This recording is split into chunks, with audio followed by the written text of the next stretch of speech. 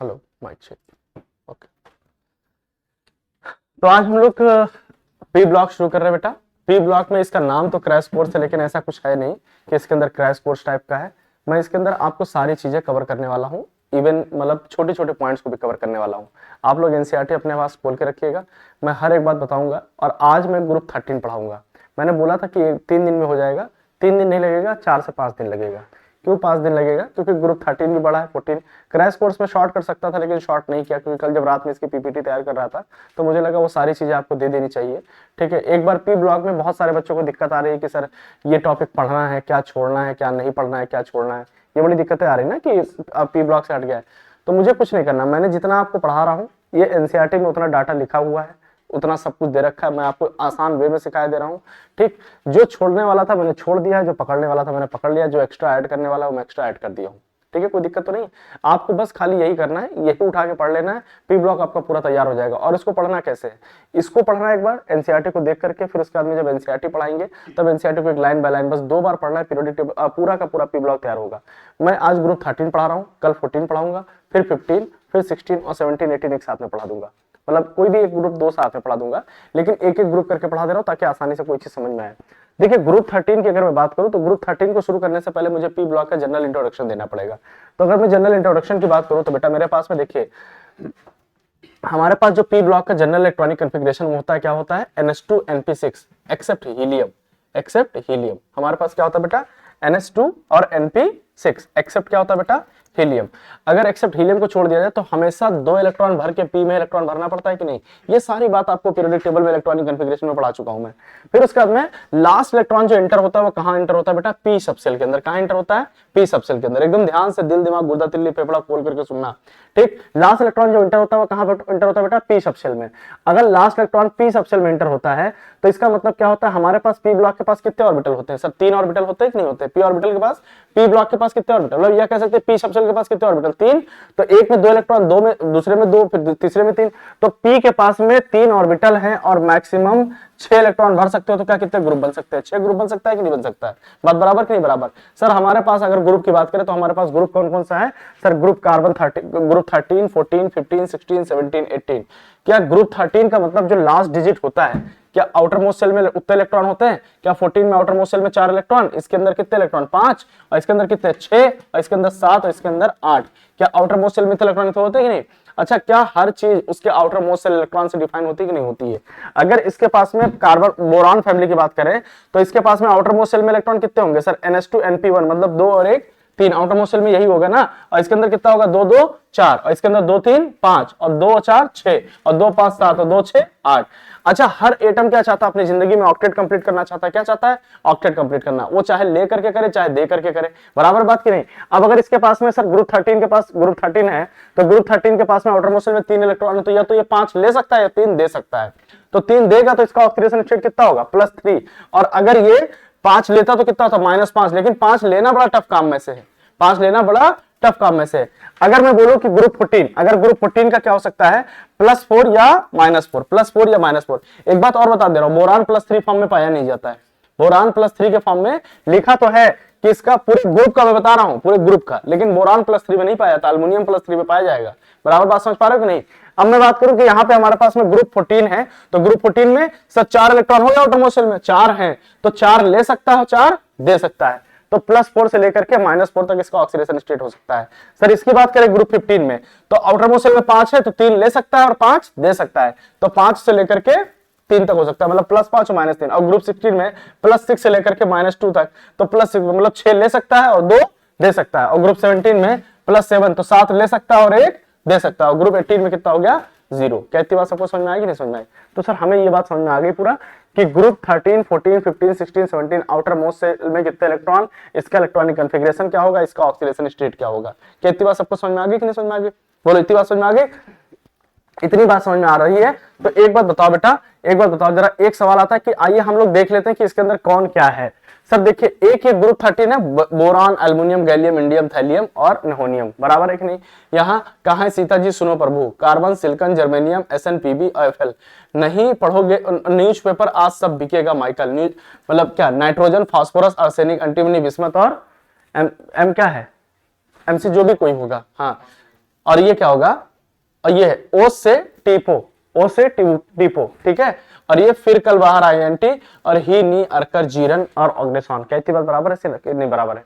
क्या ये सारे एलिमेंट के नाम लिख रखे हैं हमने कि नहीं लिख रखे हैं? यहाँ पे आपको एक चीज बताऊं, यहाँ पे जनरली क्या होता है, ऊपर की तरफ क्या होता है हमेशा, ऊपर की तरफ क्या होता है नॉन मेटल और नीचे की तरफ क्या होता है मेटल। नीचे आने पे मेटेलिक कैरेक्टर इंक्रीज होता है, नीचे आने पे मेटेलिक कैरेक्टर इंक्रीज होगा और इधर जाने पे नॉन मेटेलिक। तो क्या आपको ऐसा नहीं लगता कि इसके ऊपर वाले जितने हैं सब नॉन मेटल दिखाई पड़ रहे होंगे आपको? इसके ऊपर वाले मतलब बोरान, कार्बन, नाइट्रोजन, फास्फोरस, ये सब जितने हैं सब नॉन मेटल है कि नहीं? और ये जो स्ट्रक्चर बना हुआ है इसके नीचे वाले सब क्या होंगे, मेटल होंगे। तो क्या हमारे पास में मेटल और नॉन मेटल के बीच में भी एक कोई ऑप्शन आएगा जिसको हम लोग क्या बोलते हैं, हाफ मेटल या फिर क्या बोलते हैं मेटलॉइड बोलते हैं। तो मेटलॉइड हमारे पास कौन कौन सा, सिलिकॉन और जर्मेनियम। सिलिकॉन और जर्मेनियम क्या है, मेटल है कि नॉन मेटल है? सर मेटलॉइड है, सिलिकॉन और जर्मेनियम ये। और इसमें कौन सा, आर्सेनिक और एसबी, और यहाँ पे टी और पीओ और यहाँ पे एस्टेटाइन, क्या इतने हैं हमारे पास में? तो सर ये सब क्या है हमारे अंदर, ये सब क्या है सर, ये है हमारे पास में, ये सब क्या है मैंने, सिलिकॉन, जर्मेनियम, आर्सेनिक और ये सब क्या है बेटा, ये सब क्या है मेटलॉइड है। बाकी ऊपर वाले क्या है, सब नॉन मेटल है, नीचे वाले क्या है मेटल है। क्या इतनी बात सबको समझ में आ रही है कि नहीं समझ में आ रही? तो हमारे पास में पी ब्लॉक के अंदर देखा जाए तो कौन सा मेटल है, कौन सा नॉन मेटल है, कौन सा मेटलॉइड है। क्या इतनी बात सबको समझ में आई? ठीक, अब उसके बाद में नेक्स्ट आते हैं हम लोग, नेक्स्ट बात करें तो यहाँ पे पूछा हुआ है कि why down the group lower oxidation state is stable. अब सर ये मतलब समझ नहीं आया मुझे बात। सर यहाँ पे देखिए बोरान के ऊपर +3 ऑक्सीडेशन हो सकता था, +1 भी हो सकता था। कैसे सर, इलेक्ट्रॉनिक कॉन्फ़िगरेशन इसका क्या था, NH2 था और क्या था NP1। जब P खाली P इलेक्ट्रॉनिक कॉन्फ़िगरेशन में इन्वॉल्व होगा या ऑक्सीडेशन स्टेट में, तो इसका ऑक्सीडेशन स्टेट कितना हो सकता है, +1। और अगर S और P दोनों इन्वॉल्व हुए तो 3। ये तो हो सकता है कि नहीं हो सकता है? यहाँ पे NS2 है और NP2 है, अगर दोनों इन्वॉल्व हुए तो कितना होगा 4, अगर एक इन्वॉल्व हुए तो क्या हो जाएगा बेटा, खाली 2 होगा कि नहीं होगा? अच्छा, नीचे आने पे हमेशा लोअर ऑक्सीडेशन स्टेट स्टेबल होता है। जैसे मैं अगर आपसे बोलूं, यहां पे आपसे बोल रहा हूं मैं, तो सुनो, देखिए बोरान का +3 स्टेबल है, एल्युमिनियम का +3 स्टेबल है और गैलियम का +3, इंडियम का +3, लेकिन थैलियम का क्या है +1। कौन सा, +1। इतनी बात समझ पा रहे हो कि नहीं? सर यहाँ पे कार्बन का +4, सिलिकॉन का +4, जर्मेनियम का +4, एसन का +4 और पीबी का +2 स्टेबल हो रहा है। बात बराबर है कि नहीं बराबर? सर यहाँ पे नाइट्रोजन, फास्फोरस, आर्सेनिक के अंदर भी सबका +5 स्टेबल होगा, बस इसका बिस्मथ का कौन सा स्टेबल होगा, +3। ऐसे ही सल्फर का क्या होगा, +6, इसका कितना हो जाएगा बेटा, इसका कितना होगा, +4 स्टेबल होगा। बात बराबर है कि नहीं बराबर है? कोई दिक्कत तो नहीं? तो ऐसा क्यों होता है, ऐसा इसलिए होता है कि हमारे पास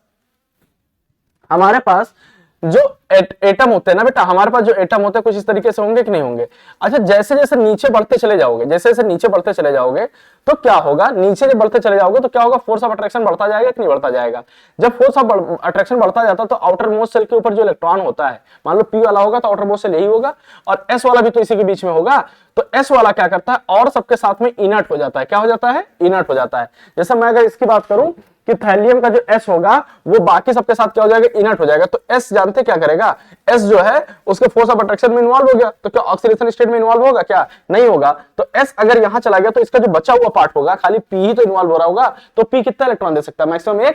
इसका P कितना दे सकता है, 2। इसका P कितना दे सकता है, 3। बराबर है कि नहीं? अगर S भी देता तो 2 1 3 देता, ये 2 2 4 देता। तो क्या मैं बोल सकता हूं नीचे आने पे फोर्स ऑफ अट्रैक्शन ज्यादा बढ़ता है, या कह सकते हो इफेक्टिव चार्ज ज्यादा बढ़ता है। इसकी वजह से क्या होता है कि उसके जो एस सबसेल होते हैं वो क्या हो जाते हैं, अटैच हो जाते हैं किसके साथ में, इनर कोर और एटम के साथ में। किसके साथ में, कोर एटम के साथ में। तो वो क्या होते हैं कि कोर एटम के साथ में अगर अटैच हो गए तो इसका मतलब क्या है कि मैं बोल सकता हूं कि लोअर ऑक्सीडेशन स्टेट नीचे ज्यादा स्टेबल होगा, ऊपर हायर। मतलब बोरान का +3 या +1 तो +3, और नीचे नियोनियम का और इसका बोले थैलियम का तो कितना, +1। अगर मैं बोलूं कार्बन का क्या, +4, लेकिन अगर मैं बोलूं पीबी का +2, तो क्या पीबी +2 में रहना चाहता है कि +4 में रहना चाहता है?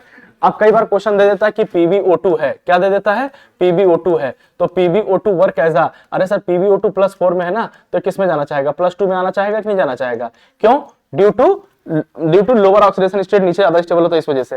तो क्या ये अगर +4 से +2 में जाना चाहता है तो क्या कहीं से इलेक्ट्रॉन लेगा ना, तभी तो आएगा। तो अगर किसी से इलेक्ट्रॉन लेगा तो क्या करेगा, खुद को रिड्यूस और दूसरे को क्या करेगा, ऑक्सीडाइज। तो क्या it behave as oxidising agent कि नहीं होगा? तो sir PbO4 is a oxidising agent. क्या बात बराबर है कि PbO2 is a oxidising agent. तो नीचे why lower oxidation state is more stable down the group, मतलब मैं सीधा सीधा बोल सकता हूं due to inert pair effect. क्या बोल सकता हूं बेटा, due to inert pair effect. Due to क्या बेटा, due to inner pair effect. बात समझ में आई कि नहीं? इनर पेयर इफेक्ट क्या है, ये बात समझ में आई कि नहीं? बोलो due to inert pair effect समझ में आया कि नहीं समझ में आया? बोलो इनर्ट पेयर इफेक्ट क्या है? इनर्ट पेयर इफेक्ट क्या है? नीचे आने पे जो एस सबसेल है वो एटम के कोर के साथ अटैच हो जाता है, तो और वो ऑक्सीडाइज नहीं होता है। बराबर समझ पा रहे हो कि नहीं? ये अगर मान लीजिए यहां पे एस और पी था, कौन था यहां पे? एस और पी था, तो यहां पे तो एस एस जो है यहीं पे था और पी यहां पे था, तो एस इसी के साथ अटैच हो जाएगा कि नहीं होगा? पी खाली बचा रह जाएगा कि नहीं? तो पी बचा रह जाएगा, तो मतलब क्या? पी इन्वॉल्व नहीं होगा, मतलब पी इन्वॉल्व होगा ऑक्सीडेशन में, और एस कहां हो गया? इसके साथ कोर में अटैच हो गया, तो इसी को बोलते हैं इनर्ट पेयर इफेक्ट कि नहीं? याद करो मैंने डी ब्लॉक में आपको रिवर्स इनर्ट पेयर इफेक्ट पढ़ाया था, याद है कि नीचे वाले क्या होते थे? ऊपर वाले इनर्ट होते थे, ऊपर वाला हायर ऑक्सीडेशन स्टेट ज्यादा स्टेबल होता था, याद है कि नहीं? तो इनर्ट पेयर इफेक्ट। तो ये बात समझ में आ गई कि lower oxidation state is more stable in down the group reason due to inert pair effect. Inert pair effect भी समझ में आ गया। तो इसमें ज्यादातर एग्जांपल कौन पूछेगा? टीएल पूछेगा। कौन पूछेगा? टीएल। टीएल का कौन सा स्टेट स्टेबल होगा? +1 या +2? +1 या +2? हाँ, +1 या +3? +1। अगर मैं बोलूं पीबी का तो +2 या +4? +2। बिस्मथ का +3 या +5? +3। बराबर है कि नहीं बराबर है? बाकी ऊपर वालों का क्या होगा? हायर ऑक्सीडेशन स्टेट स्टेबल होगा। बराबर। अब आ जाओ नेक्स्ट आते हैं हम लोग, क्या पी ब्लॉक के बारे में कुछ खास बात हमने लिख दी है।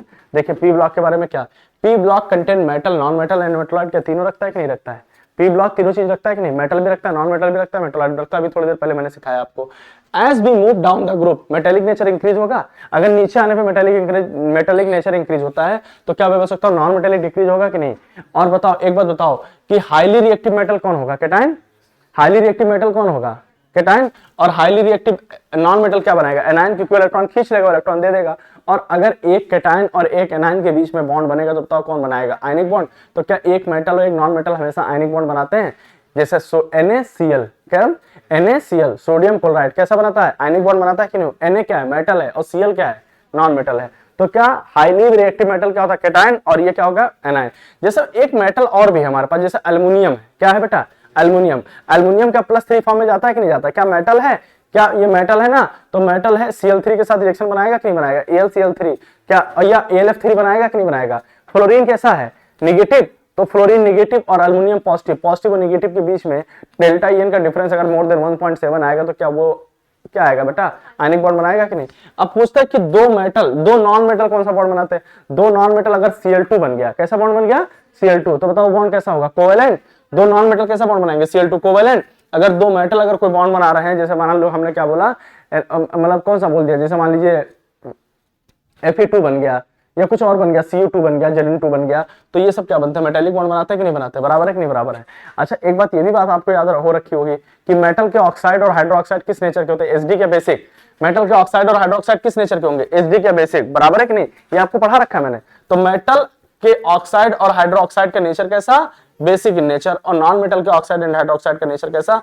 एसिडिक। तो क्या मैं नीचे आने पे अगर मेटेलिक कैरेक्टर बढ़ रहा है तो क्या ऑक्साइड और हाइड्रोक्साइड का नेचर भी बढ़ेगा कि नहीं बढ़ेगा? तो बताओ ऑक्साइड और हाइड्रोक्साइड में क्या होगा? नीचे आने पे एसिडिक कैरेक्टर इंक्रीज या बेसिक कैरेक्टर इंक्रीज? एसिडिक या बेसिक? Basic character increase. और ऊपर जाने पे एसिडिक, और लेफ्ट टू राइट जाने पे एसिडिक, क्योंकि इधर नॉन मेटेलिक कैरेक्टर बढ़ता है। लेफ्ट टू राइट कौन सा? नॉन मेटेलिक, और नीचे आने पे मेटेलिक। बराबर है कि नहीं बराबर? क्या सब बात समझ में आ रही है कि नहीं समझ में आ रही? एनसीईआरटी देख रहे हो कि नहीं देख रहे हो? ठीक, बहुत सारी चीजें इस तरीके से लिखी हुई आपको मिलेंगी। अगर नहीं भी मिलेंगी तो आपको अभी आपको सब चीजें सीखने को मिल जाएंगी। ठीक, आ जाइए नेक्स्ट आते हैं हम लोग, कौन सा बेटा?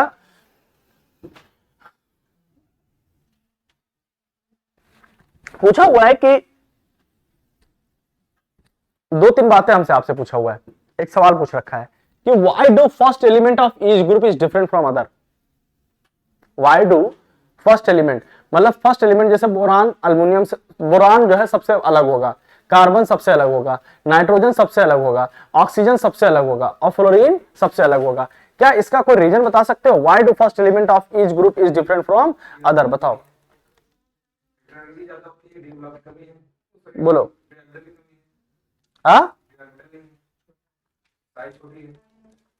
हम्म,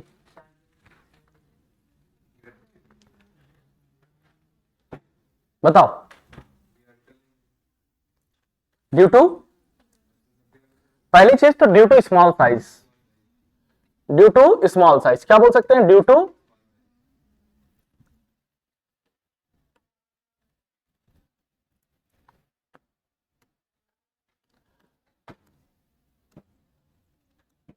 small size and high EN, EN भी ज्यादा होता है और हाई ईएन।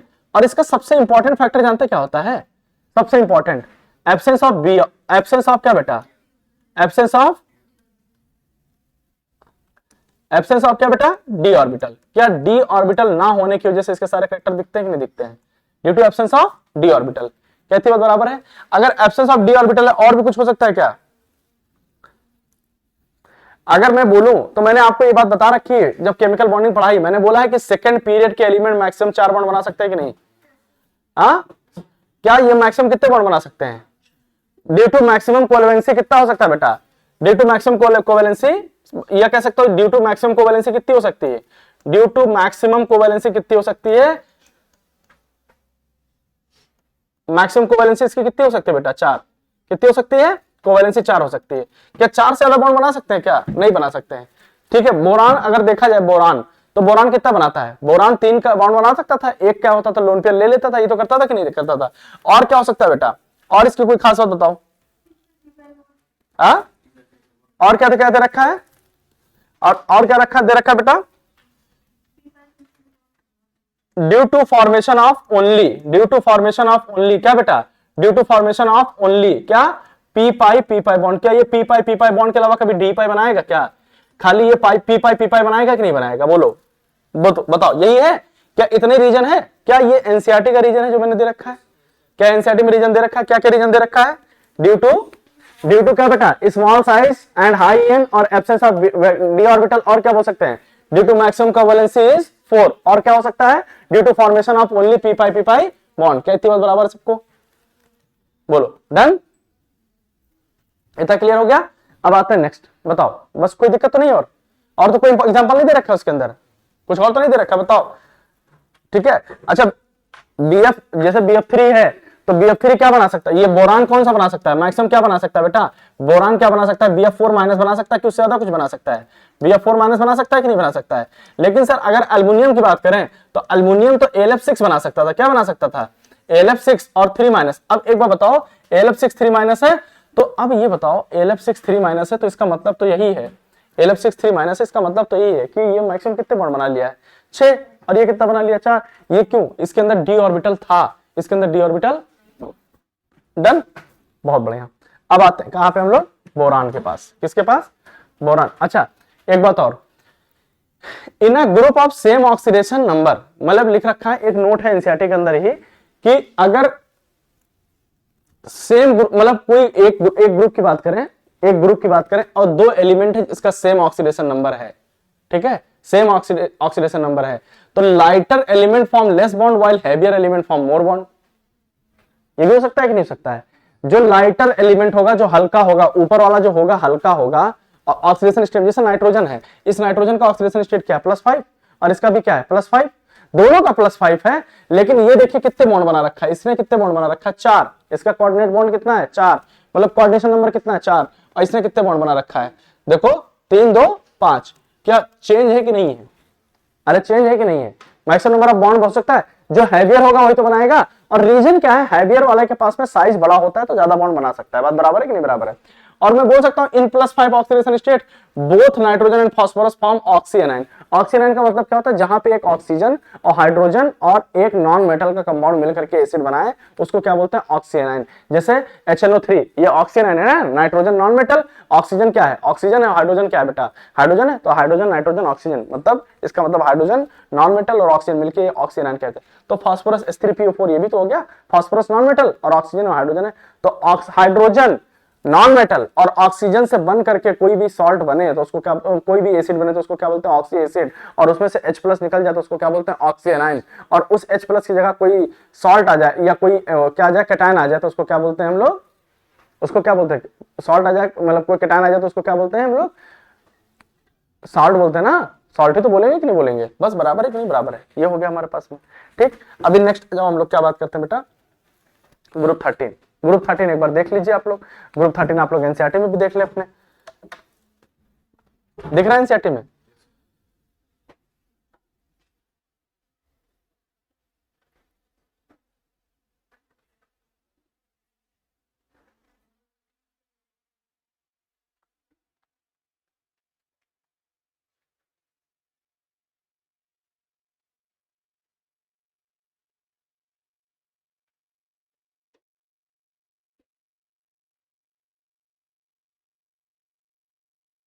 चलो थोड़ा सा रेस्ट ले लेके पढ़ाएंगे ना मजे से। देखो बोरान बेसिकली क्या है बेटा, नॉन मेटल और फाउंड इन कहां पाया जाता है, ऑर्थोबोरिक एसिड, बोरैक्स और कार्नाइट। अब ये कहां कहां पाया जाता है, नहीं तीन जगह पाया जाता है, तो तीनों का फार्मूला आपको पता होना चाहिए। कहां कहां पे, बोरैक्स मतलब ऑर्थोबोरिक एसिड का मतलब H3BO3 और ये Na2B4O7 और ये डॉट NH2O, ये क्या बोरैक्स और ये Na2B4O7 डॉट 4H2O, ये कार्नाइट है। अगर मैं बोलूं कि एल्युमिनियम मेटल फाउंड इन कहां पाया था, तो बॉक्साइट में और क्रायोलाइट में। देखो अब मुझे ये नहीं पढ़ना है, बॉक्साइट नहीं पढ़ना, पहले पढ़ना था, अब नहीं पढ़ना है। लेकिन क्या बॉक्साइट का फार्मूला तो याद करना है कि नहीं, Al2O3.H2O, ये तो होता है कि नहीं होता है। और क्रायोलाइट का Na3LF6 इनमें पाया था, और एक जगह और पाया जाता है, और भी बोल सकते हो क्या, CF2 का क्या होता है, नाम होते हैं CF2, फ्लोस्पार होता है ना, ये होता है क्रायोलाइट और ये बॉक्साइट और एक होता है फ्लोस्पार। तो एल्युमिनियम तीन जगह पाया जाता है। और ऑर्थोबोरिक बोरान कहां पाया जाता है, तीन जगह वो भी पाया जाता है, ऑर्थोबोरिक एसिड और बोरैक्स और कहां पे, कार्नाइट में। ये तो निकलता है कि नहीं। तो एक मेटल है और एक क्या है, नॉन मेटल है। बाकी गैलियम, एल्युमिनियम, इंडियम, थैलियम हमको जानने की जरूरत नहीं कहां मिलती, क्योंकि हमारा सिलेबस का पार्ट है नहीं वो। ठीक, अब आ जाओ नेक्स्ट हम लोग देखते हैं बेटा, हमारे पास जनरल ट्रेंड्स की बात करें। जनरल ट्रेंड्स क्या आप लोगों ने पढ़ रखा है, पूरा पीरियोडिक टेबल पूरा पढ़ रखा है कि नहीं। क्या मैंने जनरल ट्रेंड्स को सिखा रखा था कि प्रीवियस इनर गैस जो भी होगा, जैसे हीलियम है या नियॉन है या आर्गन है, क्रिप्टॉन, नियॉन, ऐसे तो होगा कि नहीं होगा। और जहां जो जरूरत होगी वो लिखते जाएंगे। खाली जनरल ट्रेंड आपको ये पता होना चाहिए, प्रीवियस इनर गैस और NH2 NP6 तक वेरिएशन होगा।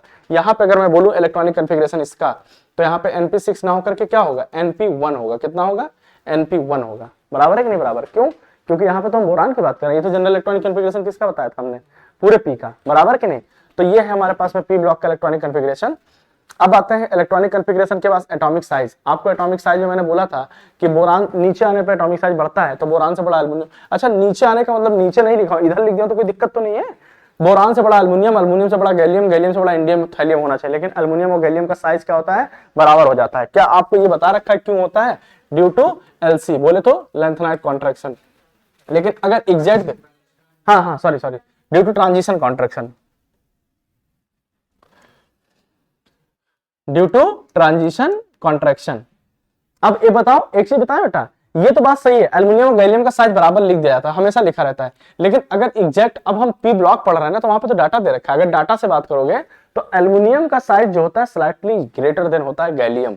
ठीक, क्या ट्रांजिशन कॉन्ट्रैक्शन मुझे एक्सप्लेन करने की जरूरत है यहाँ पे, नहीं सर मुझे एक्सप्लेन करने की जरूरत नहीं, क्योंकि ऑलरेडी बता रखा है मैंने। आप इसको पढ़ लीजिए कि एल्युमिनियम और गैलियम में क्या होता है। अच्छा, आयनाइजेशन इंथैल्पी, आयनाइजेशन इंथैल्पी नीचे आने पे क्या होनी चाहिए, डिक्रीज होनी चाहिए। लेकिन यहाँ पे क्या होता है, थैलियम का ज्यादा हो जाता है। तो इसको याद करने का तरीका भी तो मैंने बता रखा था, क्या, बॉटल गैलन, क्या, बॉटल गैलन, ये तो है। इसको कैसे याद करेंगे, बॉटल और गैलन, बराबर कि नहीं, याद हो जाएगा कि नहीं।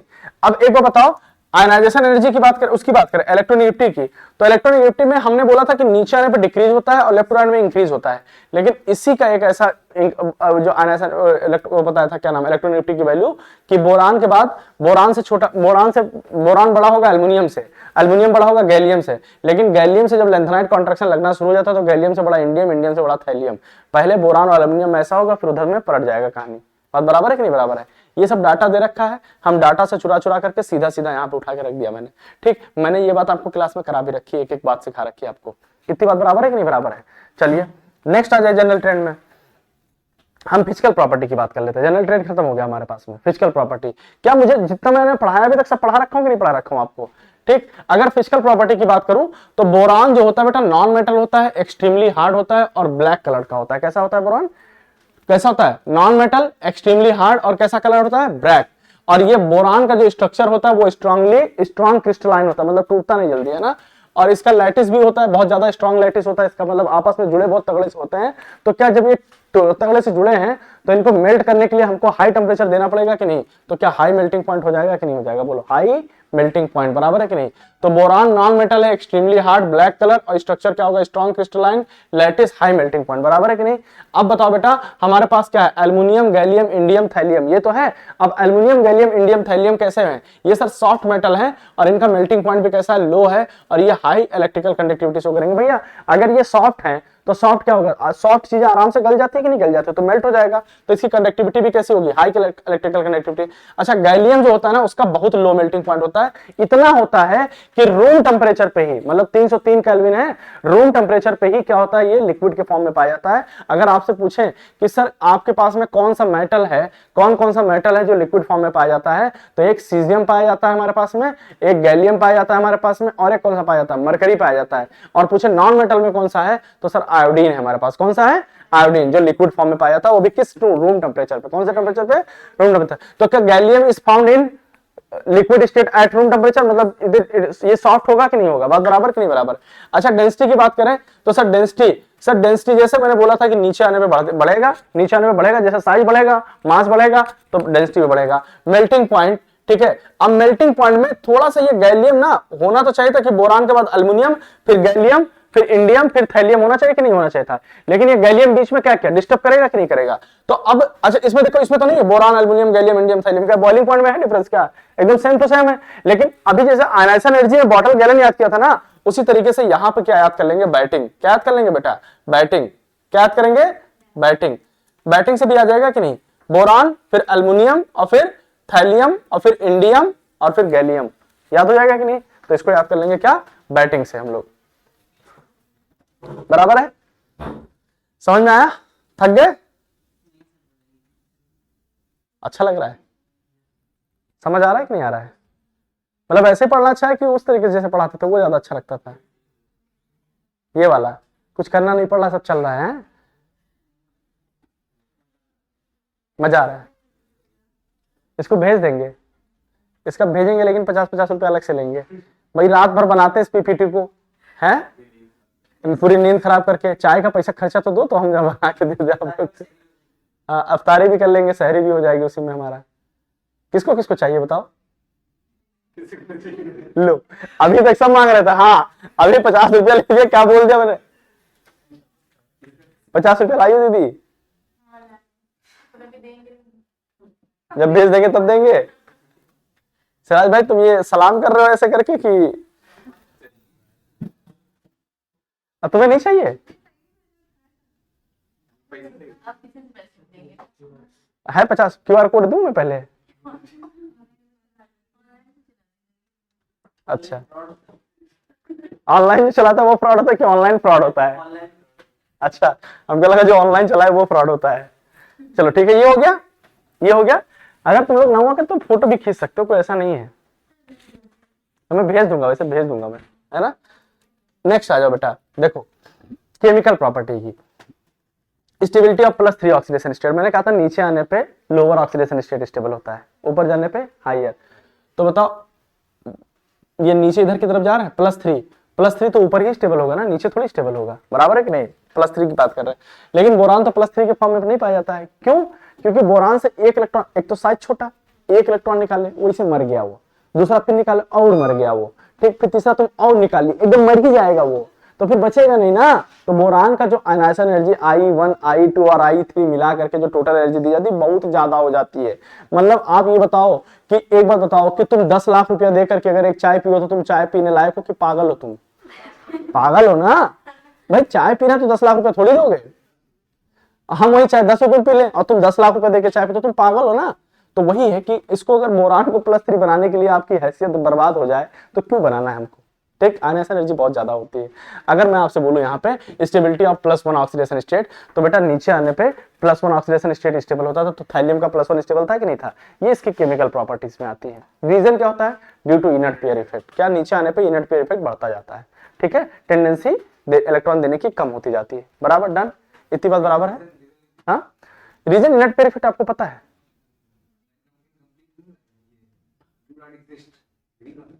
हाँ ड्यू टू हाई, हाँ ये देखो B+3 do not exist due to high I, मतलब हाई आयनाइजेशन एनर्जी।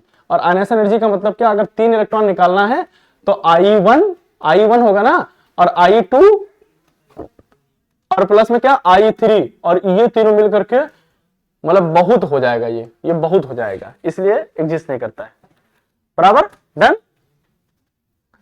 चले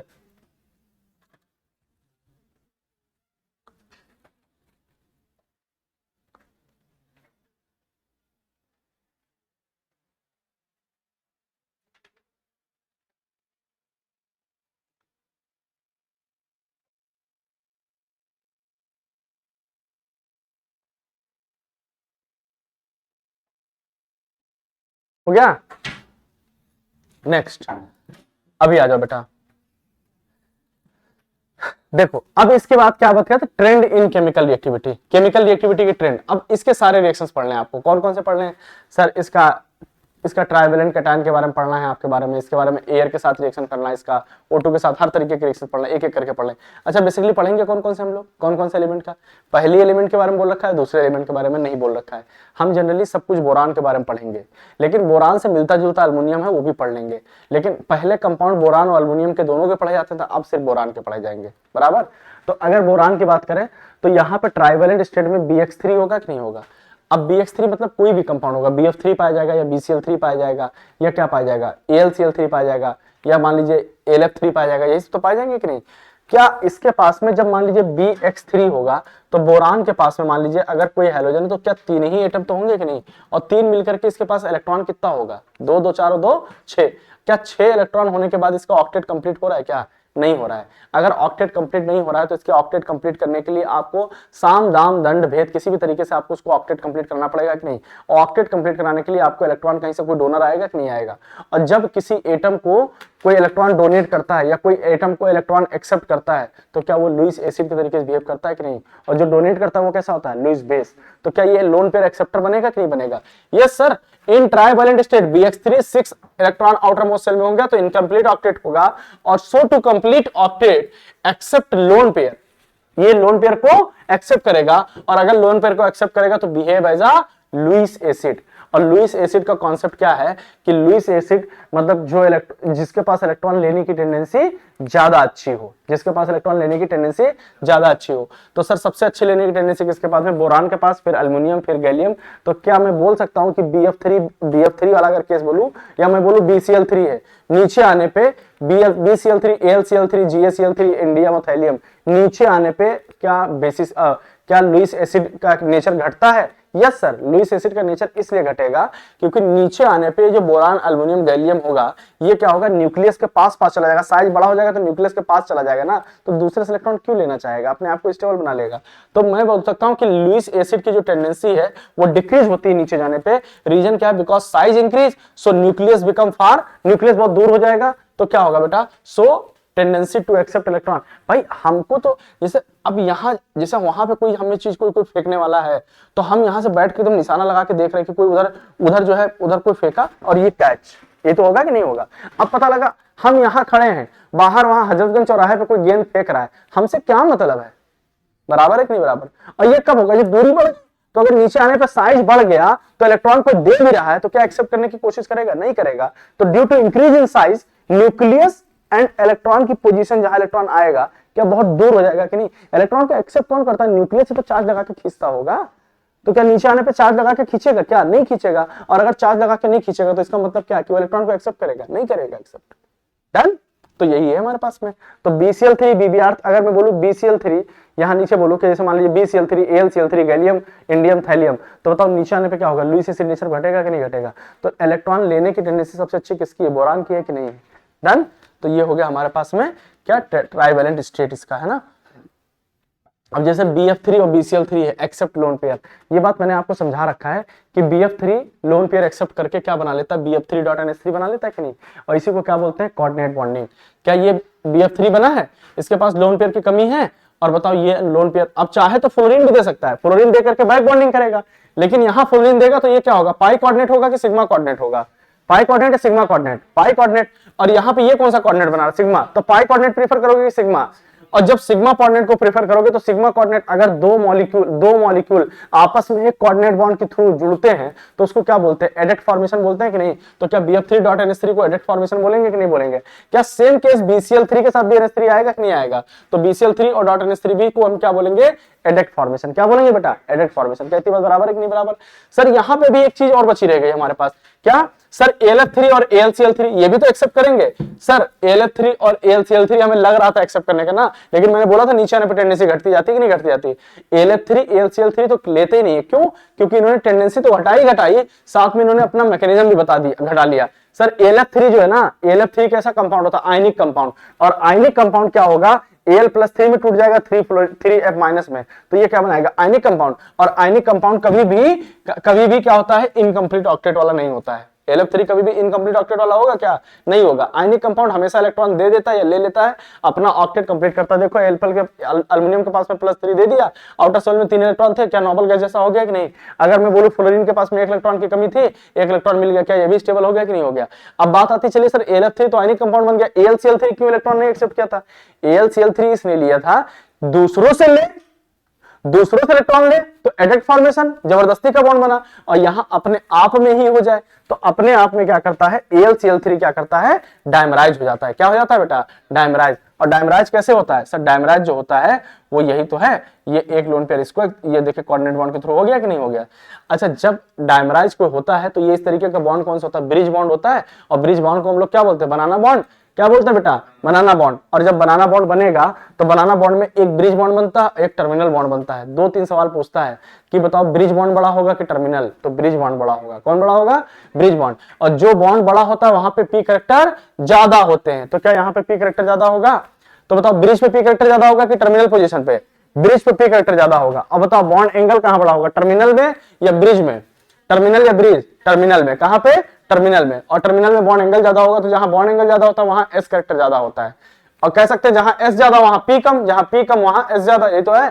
तो अगर यहाँ पे पी ज्यादा है तो एस कम, और यहाँ पे एस ज्यादा है तो पी कम, और जहां पी कम है उसका बॉन्ड लेंथ छोटा। देखो इसका बॉन्ड लेंथ कितना है? 206, इसका कितना? 221। बराबर है कि नहीं बराबर? सर इसका बॉन्ड लेंथ कितना है? 118, इसका बॉन्ड लेंथ कितना है? 101। 118 बड़ा है कि नहीं बड़ा है? ये 2-3 बातें याद रखना, ये आजकल नीट में और जेई में ट्रेंडिंग में है क्वेश्चन पूछने का। ठीक बात, बराबर है कि नहीं बराबर है? तो ये ट्राई हैलाइड के बारे में बता दिया हमने। ठीक है, अभी आ जाते हैं। Boron is unable to form BF6-3, why? Because due to absence of d orbital या कुछ और?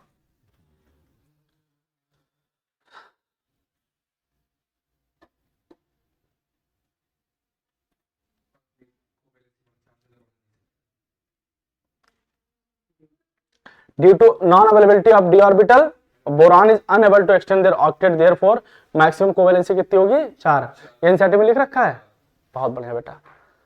ठीक है, बात समझ में आ गई? नहीं समझ में आ गई? सवाल समझ में आ गया मैंने क्या लिखा है? अब उसके बाद बताओ नेक्स्ट क्या ले रखा है आपको? क्या AlCl3 के बारे में लिख रखा था? जो मैंने बताया सब एक एक चीज लिख रखा है कि नहीं लिख रखा है? क्या बॉन्ड एंगल के साथ भी है? क्या अभी पी ब्लॉक पढ़ने में मजा आ रहा है कि नहीं मजा आ रहा है? मैं यही बोल रहा था आपसे कि ऑर्गेनिक का भी जस्ट समअप करूंगा, जो ऑर्गेनिक में परेशान है। अभी भाई तालिब भाई, अभी इनऑर्गेनिक समझ में आने लगा कि नहीं? एनसीईआरटी की बात कर रहा हूं मैं।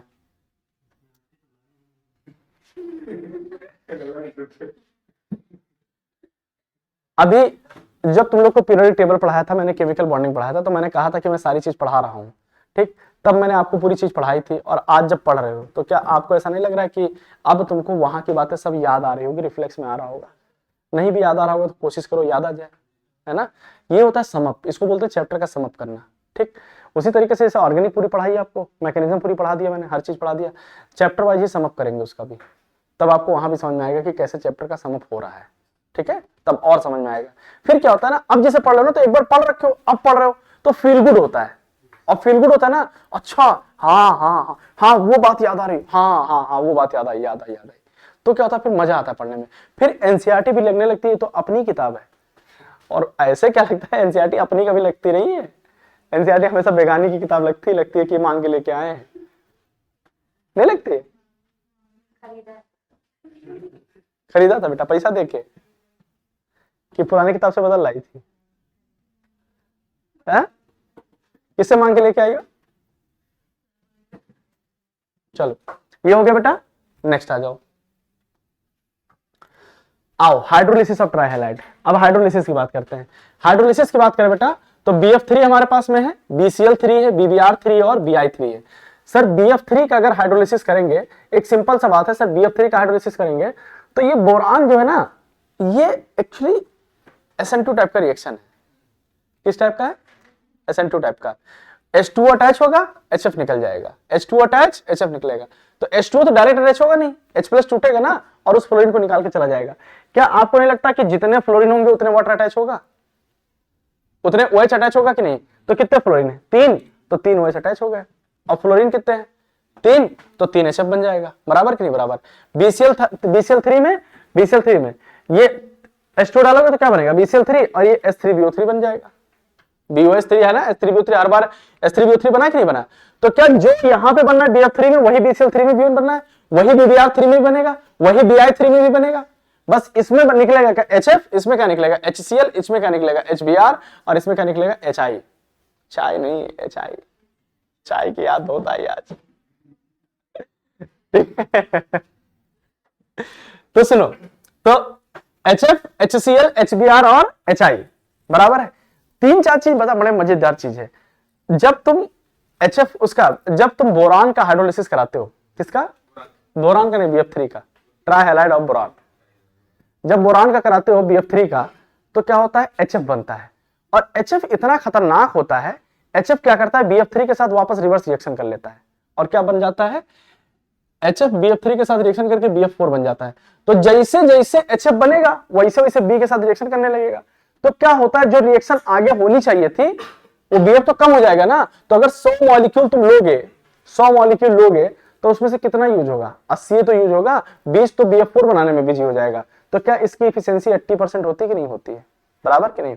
अब दूसरी बात सुनो, दूसरी बात यह है कि BCl3 जब लोगे तो BCl3 के अंदर जब तुम डालोगे H2O तो क्या बनेगा? ऑर्थोबोरिक एसिड, और साथ में क्या निकलेगा HCl। लेकिन क्या HCl जब बन रहा होगा तो उसके चारों तरफ पानी भी तो रहा होगा, और जब HCl के साथ में अगर पानी आ गया, वाटर कहीं पे भी आ गया HCl के साथ में, तो वो क्या करेगा? सफेद सफेद धुआं बनाएगा। HCl always form white fume with water, HCl always form white fume with water. बराबर है कि नहीं बराबर? तो क्या हम लोग BF3 का हाइड्रोलिसिस करके भी एक चीज बता सकते हैं, और BCl3 का भी, BBr3 का भी, Bi3 का भी? अब ये सवाल पूछ लेता है। अब हमारे पास AlCl3 भी है, क्या है? AlCl3। AlCl3 का भी जब हाइड्रोलिसिस करोगे तो इसमें यही सवाल तो बढ़िया जबरदस्त बनता है। AlCl3 का जब तुम हाइड्रोलाइज करोगे तो AlCl3 H2O के साथ रिएक्शन करके AlH2O का होल 6 बनाता है। क्या बनाता है? होल 6 बनाएगा, और ये प्लस में HCl निकलेगा। तुम AlCl3 का जब मॉइस्चर के साथ रिएक्शन करा दो, किसके साथ? खाली वाटर थोड़ा बहुत, एल्युमिनियम का थोड़ा बहुत वाटर ले लिया, तो जानते हैं क्या बना लेता है? AlOH का होल थ्राइस, AlOH का होल थ्राइस। लेकिन जब हाइड्रोलाइज करा रहे हो तो क्या बनाएगा? तब तो AlH2O का होल 6 थ्राइस बनाएगा और HCl बनाएगा, और जब HCl बनाएगा तो क्या ये भी व्हाइट फ्यूम देगा? तो when AlCl3 react with water it give white fume। क्यों व्हाइट फ्यूम? क्यों? Due to formation of HCl, due to formation of HCl। बराबर है कि नहीं बराबर है? ये एनसीईआरटी में लाइन में लिख रखा है क्या कहीं?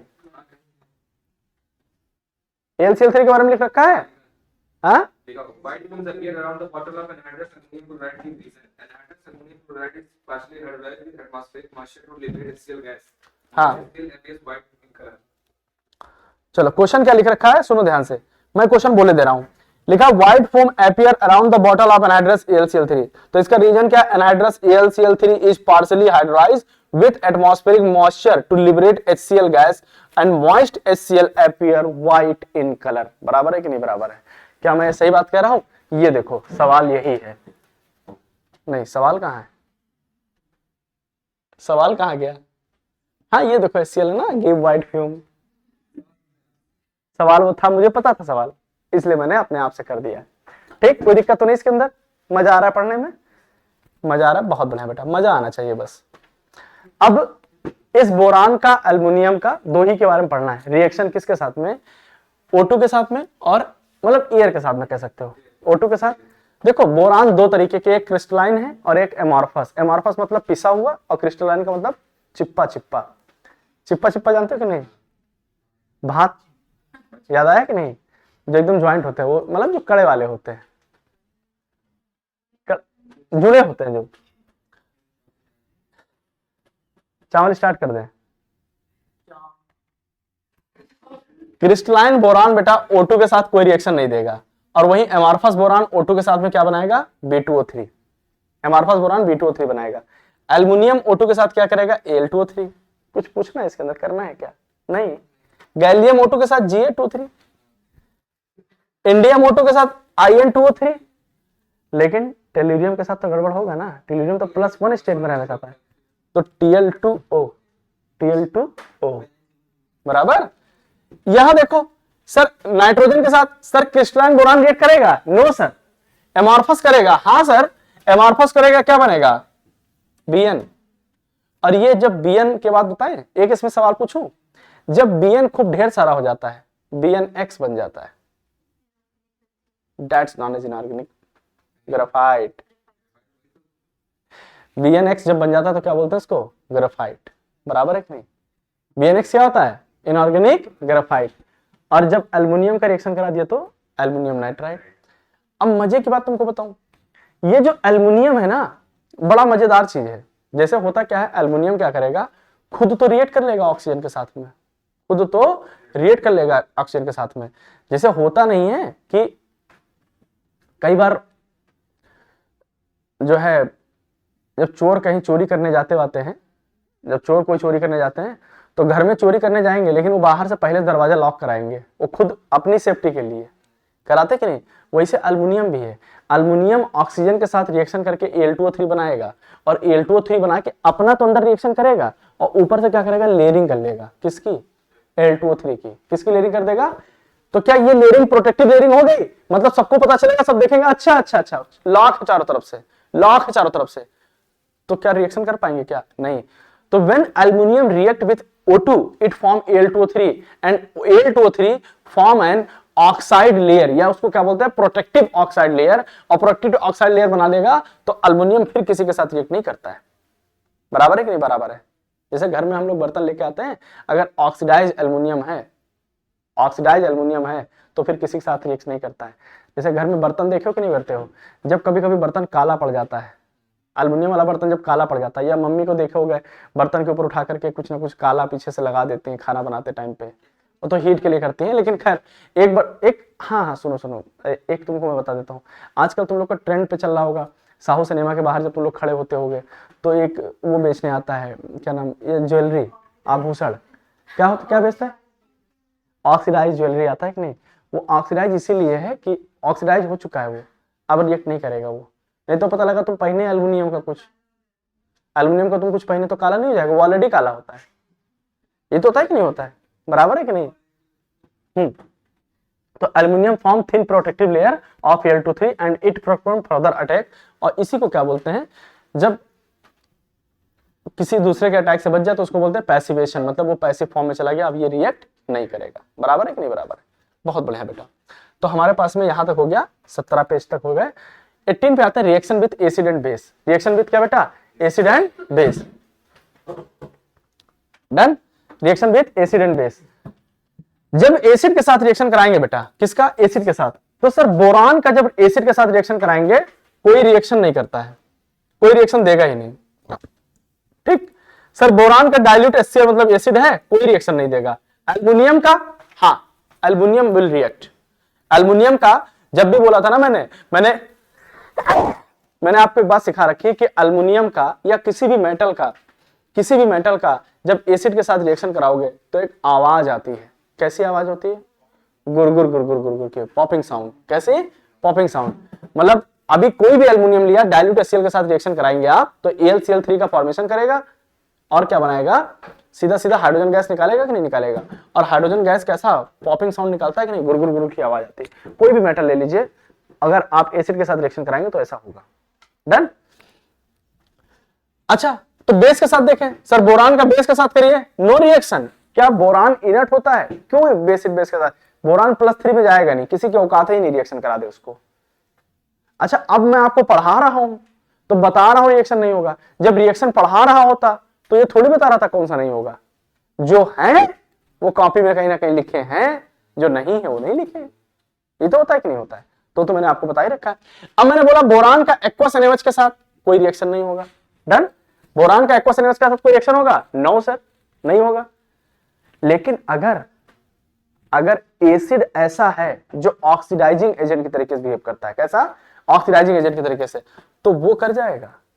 देखिए, but if we use acid as oxidising agent, भैया बोरान अगर कंसंट्रेटेड HNO3 या कंसंट्रेटेड H2SO4, क्या दोनों ऑक्सीडाइजिंग एजेंट के साथ साथ H2SO4 भी तो है, वो क्या है, एसिड भी तो है, तो ये क्या करेगा, B2O3। सर ये ऑक्सीडाइज कर रहा है, रिएक्ट तो कर रहा है लेकिन ऑक्सीडाइज कर रहा है, तो वो एसिड जो ऑक्सीडाइजिंग एजेंट है वो क्या कर सकता है, इसको ऑक्सीडाइज करा सकता है और रिएक्ट करा सकता है और SO2 बना देगा और NO2 बना देगा।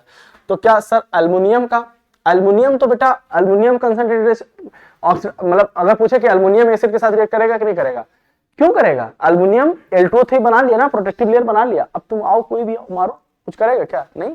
They form the protective layer over surface. बराबर है कि नहीं बराबर है भाई अरफात? पीछे सफेद आगे काली। टोपी की बात कर रहे हैं। हाँ, ऐसा क्या कोई कॉम्बिनेशन बनाया हो कि दोनों लोग की कोई पहचान है अलग अलग? हाँ हाँ चलो, अब देखो अल्युमिनियम का एक्वस एनएच के साथ जब रिएक्शन कराए तो क्या बना बेटा? सोडियम अल्युमिनियम ऑक्साइड या सोडियम Al2 बना दिया है ना, सोडियम अल्यूमिनेट बना दिया है। बराबर है। अब अल्युमिनियम का तुम कह रहे हो कंसंट्रेटेड HNO3 के साथ रिएक्शन कराओ, कंसंट्रेटेड H2SO4 कैसे करेगा बेटा?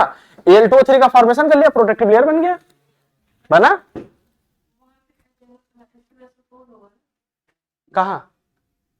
अच्छा 2 बार लिख गया। हाँ ये देखो बिटिया ने 5 रुपए काम किया।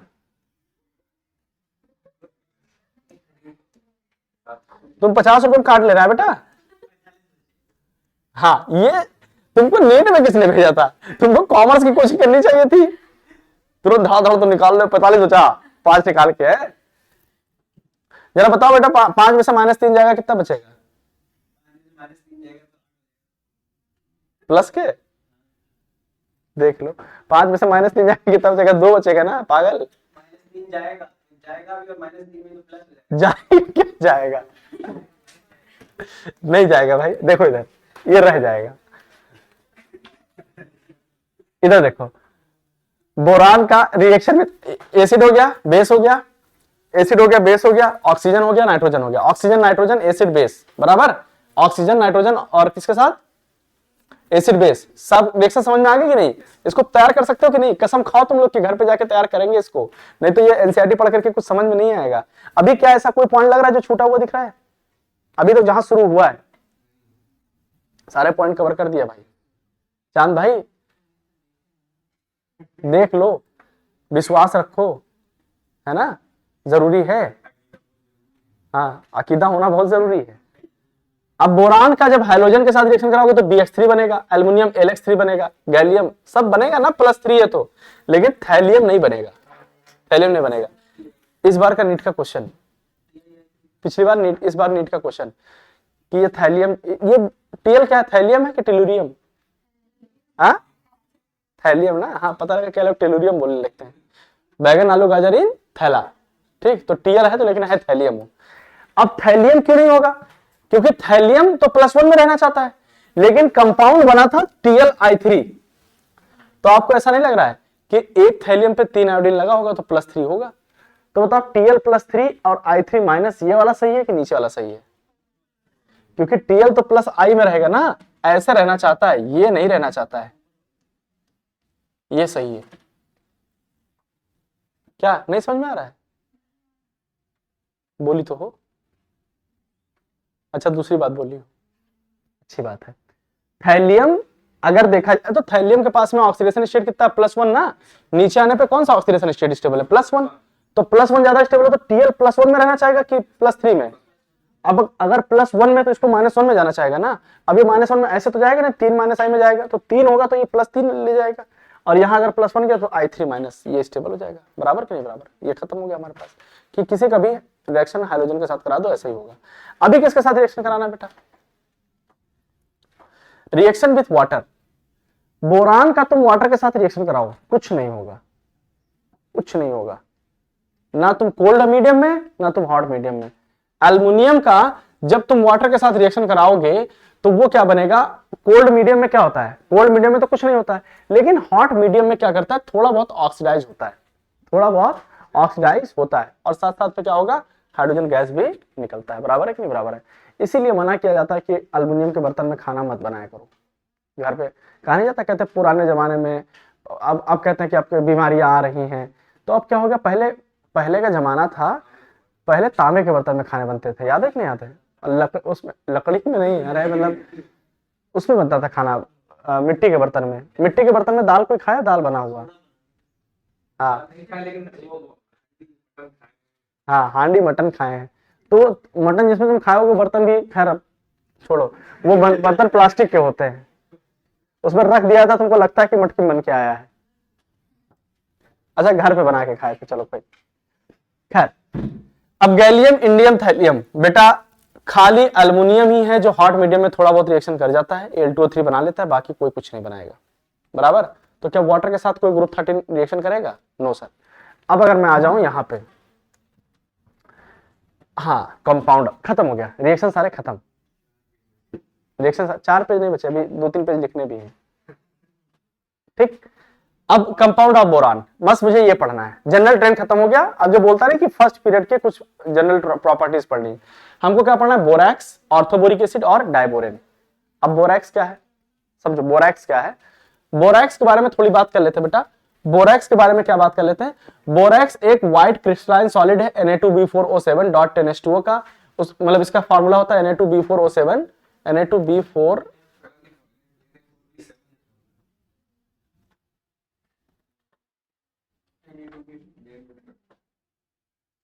ये कुछ गड़बड़ हो गया क्या?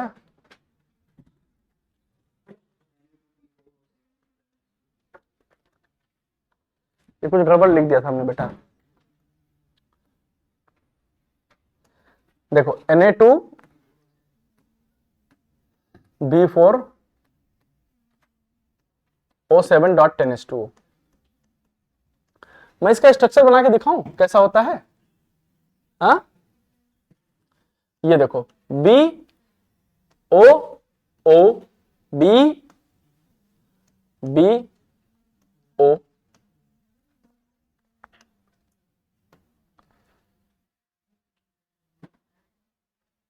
यही होता है? नहीं होता है।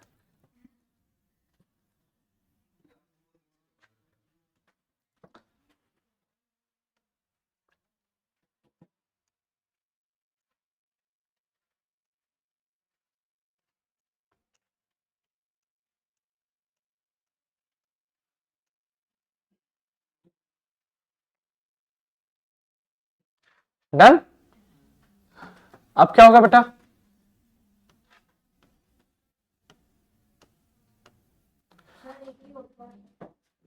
अच्छा हाँ एक ही तो होगा अभी, और लेकिन कुछ बचा है लगाना।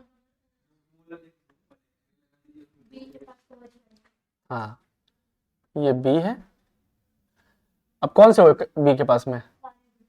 ये OH है ना, इधर भी OH, इधर भी OH, इधर भी OH। अब आपसे दो चीज पूछेगा। क्या पूछेगा कि इसके अंदर जितने बोरान हैं, जितने बोरान दिख रहे हैं इसके अंदर क्या? ये एक्चुअल फार्मूला ये है Na2B4O5OH4 और .8H2O, तो 4 OH वही आके लगा हुआ है, और B4 है तो B4 लगा, 5 ऑक्सीजन कितने 5 हैं? 1 2 3 4 5। एग्जैक्ट फार्मूला देखोगे तो समझ में आएगा। हाँ अगर एग्जैक्ट फार्मूला देखोगे Na2B4O5OH, अब यहां पे क्या होगा? इसके ऊपर निगेटिव चार्ज आ जाएगा ना, जब OH लगा है इसके ऊपर आ जाएगा, तो यहां पे क्या आ जाएगा? सोडियम, और यहां पे भी क्या आ जाएगा? सोडियम। बराबर है कि नहीं बराबर है? पक्का? तो इसका स्ट्रक्चर देखोगे तो लिखा हुआ Na2, इसका एक्चुअल स्ट्रक्चर होता है Na2B4O5 और OH4 और 8H2O बाहर क्रिस्टलाइन जुड़ा होगा। क्या पूछ रहा है? क्या इसके अंदर BOB लिंकेज 5 होंगे? सर देख लेते हैं, 1 2 3 4 और एक BOB लिंकेज 5। इसमें एक दो चीज और पूछ सकता है, पूछेगा कि यहां पे दो बोरान है, दो तरीके के बोरान है, बोरान 4 है लेकिन 2 तरीके के हैं। ये बोरान का हाइब्रिडेशन क्या होगा? sp2, और इस बोरान का हाइब्रिडेशन क्या होगा? sp3। मतलब एक बोरान sp2 है, एक बोरान sp3 है, तो दो बोरान जो sp2 है उनका शेप कैसा होगा? Triangular shape. उनका शेप कैसा होगा? Triangular shape. और दो बोरान जो है उनका शेप कैसा होगा बेटा? हाँ उनका शेप कैसा होगा? टेट्राहेड्रल। ये तो होगा कि नहीं होगा? बोलो।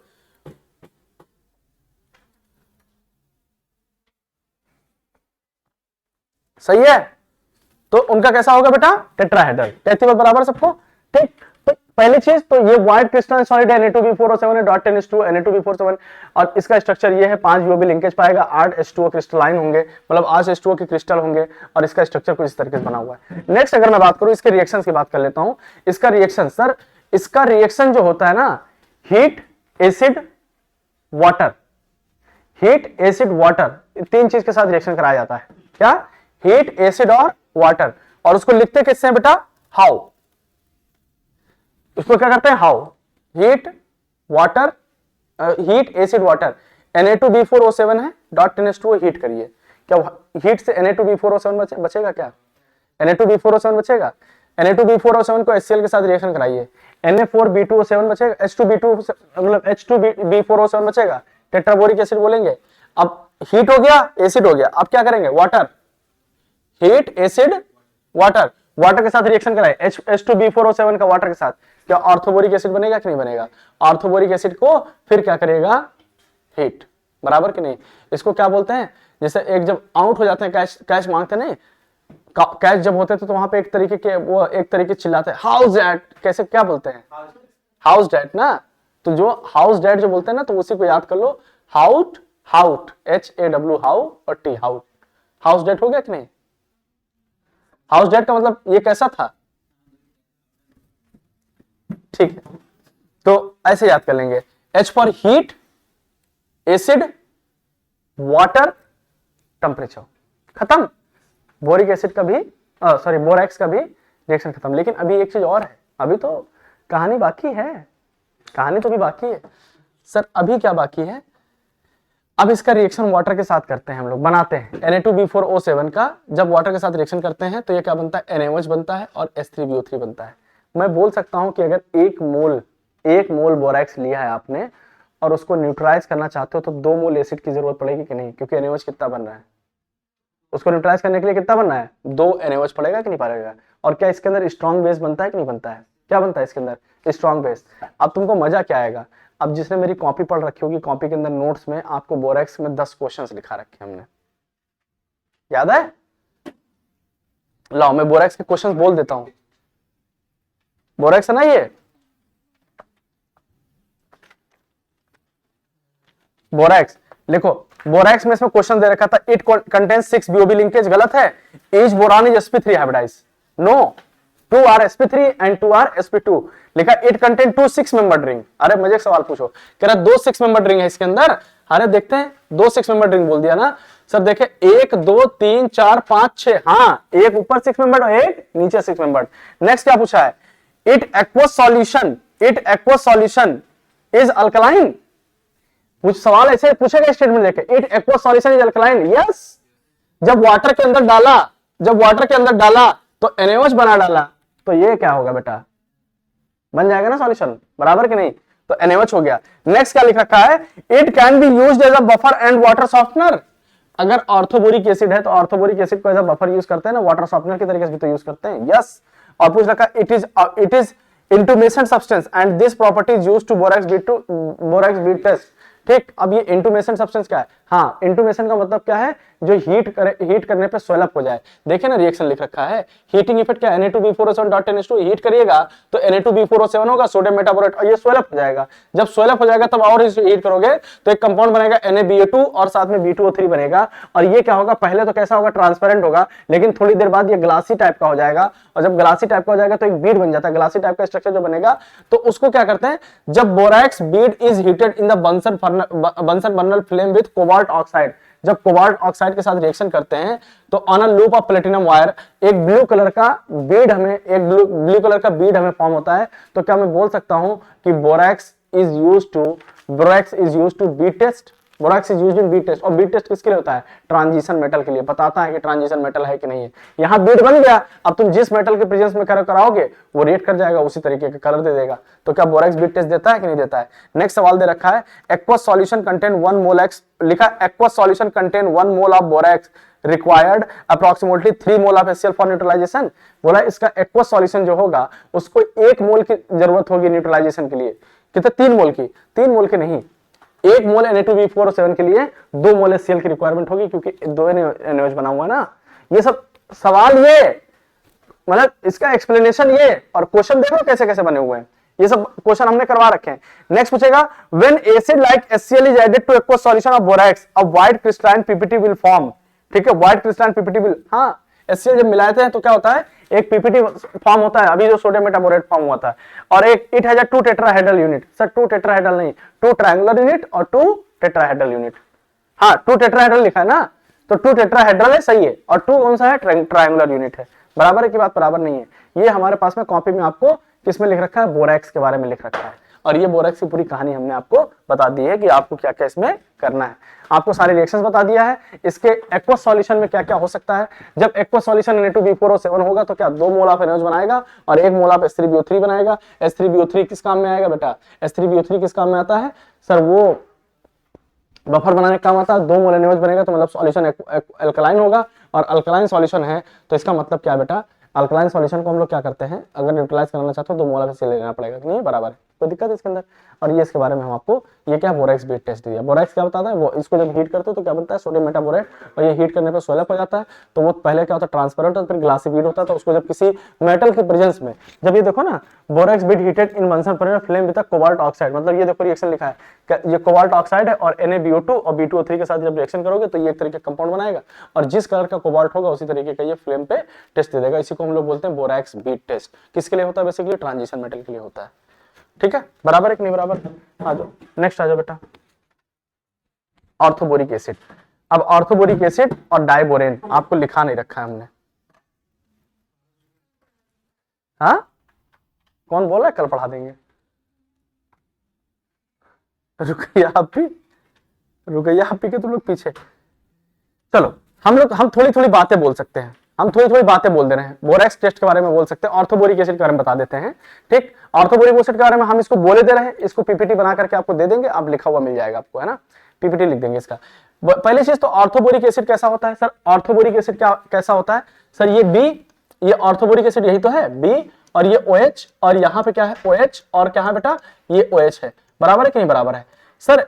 पहली चीज तो क्या ये H+ देता है ऑर्थोबोरिक एसिड? No sir. तो it is a non protonic acid, ये पढ़ा चुका हूं मैं, it is a non protonic acid. क्या ये OH कहीं से लेता है? हाँ सर, ये OH लेता है। क्या लेता है? ये OH लेता है, कहीं से OH लेगा तो ये क्या बनेगा, BOH का होल 4 बनता है। क्या बनता है? BOH का होल 4 बनता है। और क्या ये कोऑर्डिनेट बॉन्ड के थ्रू लिया है कि नहीं लिया है? क्या बना? BOH का होल 4 बना है कि नहीं बना? तो ये तो क्या it is a non protonic acid? पहली चीज, नॉन प्रोटॉनिक मतलब H+ देगा नहीं। और ये कैसा होता है? वीक एसिड होता है। कैसा होता है? वीक एसिड होता है। क्या होता है ये? Weak acid. और ये क्या क्रिस्टलाइन स्ट्रक्चर जो होता है, तो इसको हम लोग क्या, ऑर्थोबोरिक एसिड को हम लोग कहां डालते हैं? कैरम बोर्ड पे। क्या व्हाइट स्लिपरी होता है कि नहीं होता है? क्रिस्टलाइन स्ट्रक्चर होगा, व्हाइट होगा, स्लिपरी होगा कि नहीं होगा, तो इसको कैरम बोर्ड पे डालते हैं कि नहीं डालते हैं? तो सर इसके कुछ रिएक्शंस ऐसे आप बता दे रहा हूं आपको। ये बोल रखा है कि व्हाइट क्रिस्टलाइन सॉलिड होता है, सॉफ्टी टच होता है, कोल्ड वाटर में ये स्प्रिंगली सॉल्युबल होता है। कोल्ड वाटर में सॉल्युबल नहीं होता, लेकिन हॉट वाटर में सॉल्युबल होते हैं। इनके कुछ रिएक्शन बता दो बेटा। अगर Na2B4O7 का मेथड ऑफ प्रिपरेशन, बताओ इसको कितने मेथड से बना सकते हो? सर मैंने आपको अभी थोड़ी देर पहले बताया था, हमने कहा था कि कोई भी अल्काइल हैलाइड हो, बोरान BCl3 था ना जब H2O के साथ रिएक्शन कराया था। अगर मेथड ऑफ प्रिपरेशन की बात करें तो मेथड ऑफ प्रिपरेशन क्या होगा सर? इसका मेथड ऑफ प्रिपरेशन क्या होगा sir? Method of preparation sir कुछ नहीं करना है, अभी थोड़ी देर पहले बताया था ना, क्या बताया था? Na2B4O7 को हीट करिए, क्या करिए?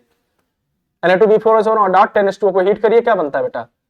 हीट ही तो किया था, और क्या बना था?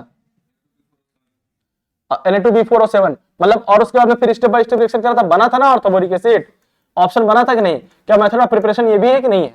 बताओ। और मैंने क्या बोला था, याद है ना? BCl3 मैंने बोला था, BCl3 के अंदर क्या डाल दीजिए? H2O डाल दिए। क्या डाल दिए बेटा? H2O। तो क्या बना था? H3BO3 बना था कि नहीं बना था? याद है कि नहीं बना था? अरे H3BO3 बना था। अरे BOH का होल थ्राइस बना था ना, दैट्स द H3BO3।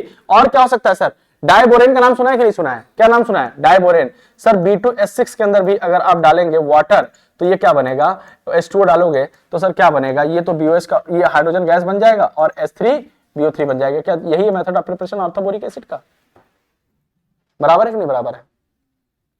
अब हमारे पास ये ऑर्थोबोरिक एसिड हो गया। लास्ट कंपाउंड मेरे पास क्या बचा रहेगा बेटा? डाइबोरेन। क्या बता रहेगा? डाइबोरेन। बराबर है कि नहीं? आइए डाइबोरेन पे बात कर लेते हैं।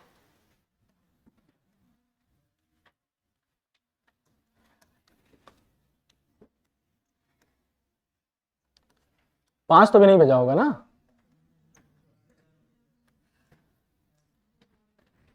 डेढ़ ही घंटे क्लास हुई क्या अभी?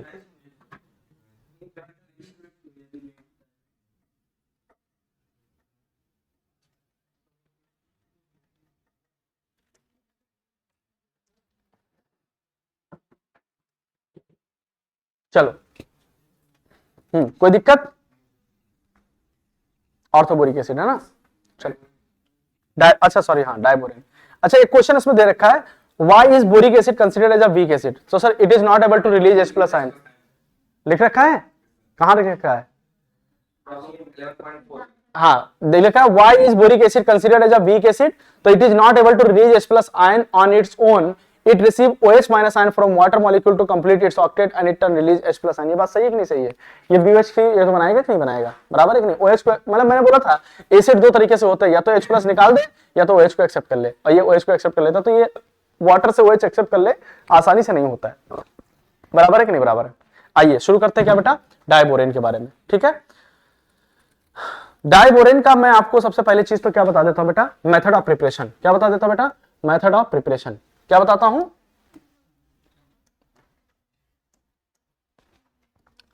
अब ये भी लिखा होता तो 5 मिनट में हो गया होता ना।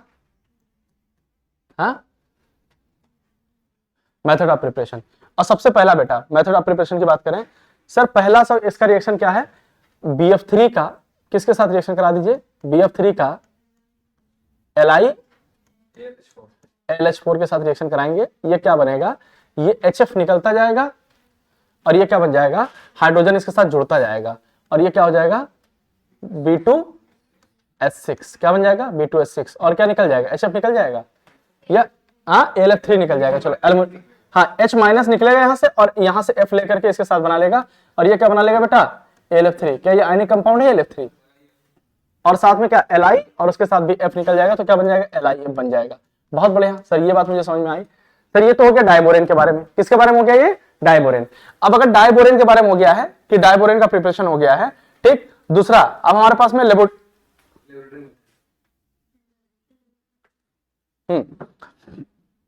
अगर लेबोरेटरी किसकी प्रिपरेशन बता?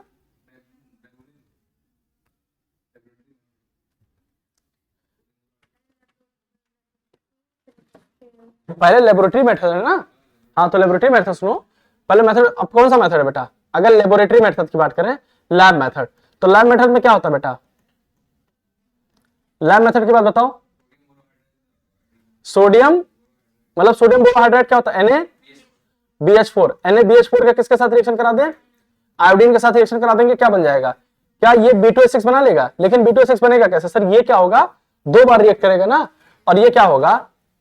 ये कितने मोल लेना पड़ेगा? 2NaBH4 और ये क्या बन जाएगा बेटा? B2S6 और ये B2S6। अब यहां से 2 हाइड्रोजन की तो कमी हो गई ना, और ये क्या बनेगा? 2 मोल ऑफ Na और क्या बनेगा? और यहां पे 1 हाइड्रोजन गैस भी निकल जाएगा। क्या लैब मेथड ये है? दूसरा क्या? Industrial method. आओ इंडस्ट्रियल मेथड की बात करें बेटा। इंडस्ट्रियल मेथड में क्या होगा? अगर इंडस्ट्रियल मेथड की बात करें, 3 ही है।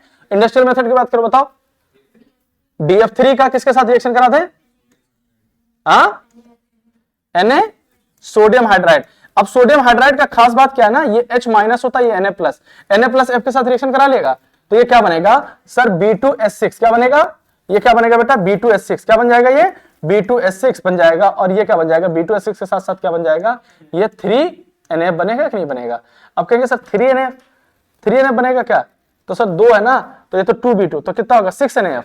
तो बनेगा सर 3 नहीं सर, अगर 2 यहां 1 लिया है तो 6NF।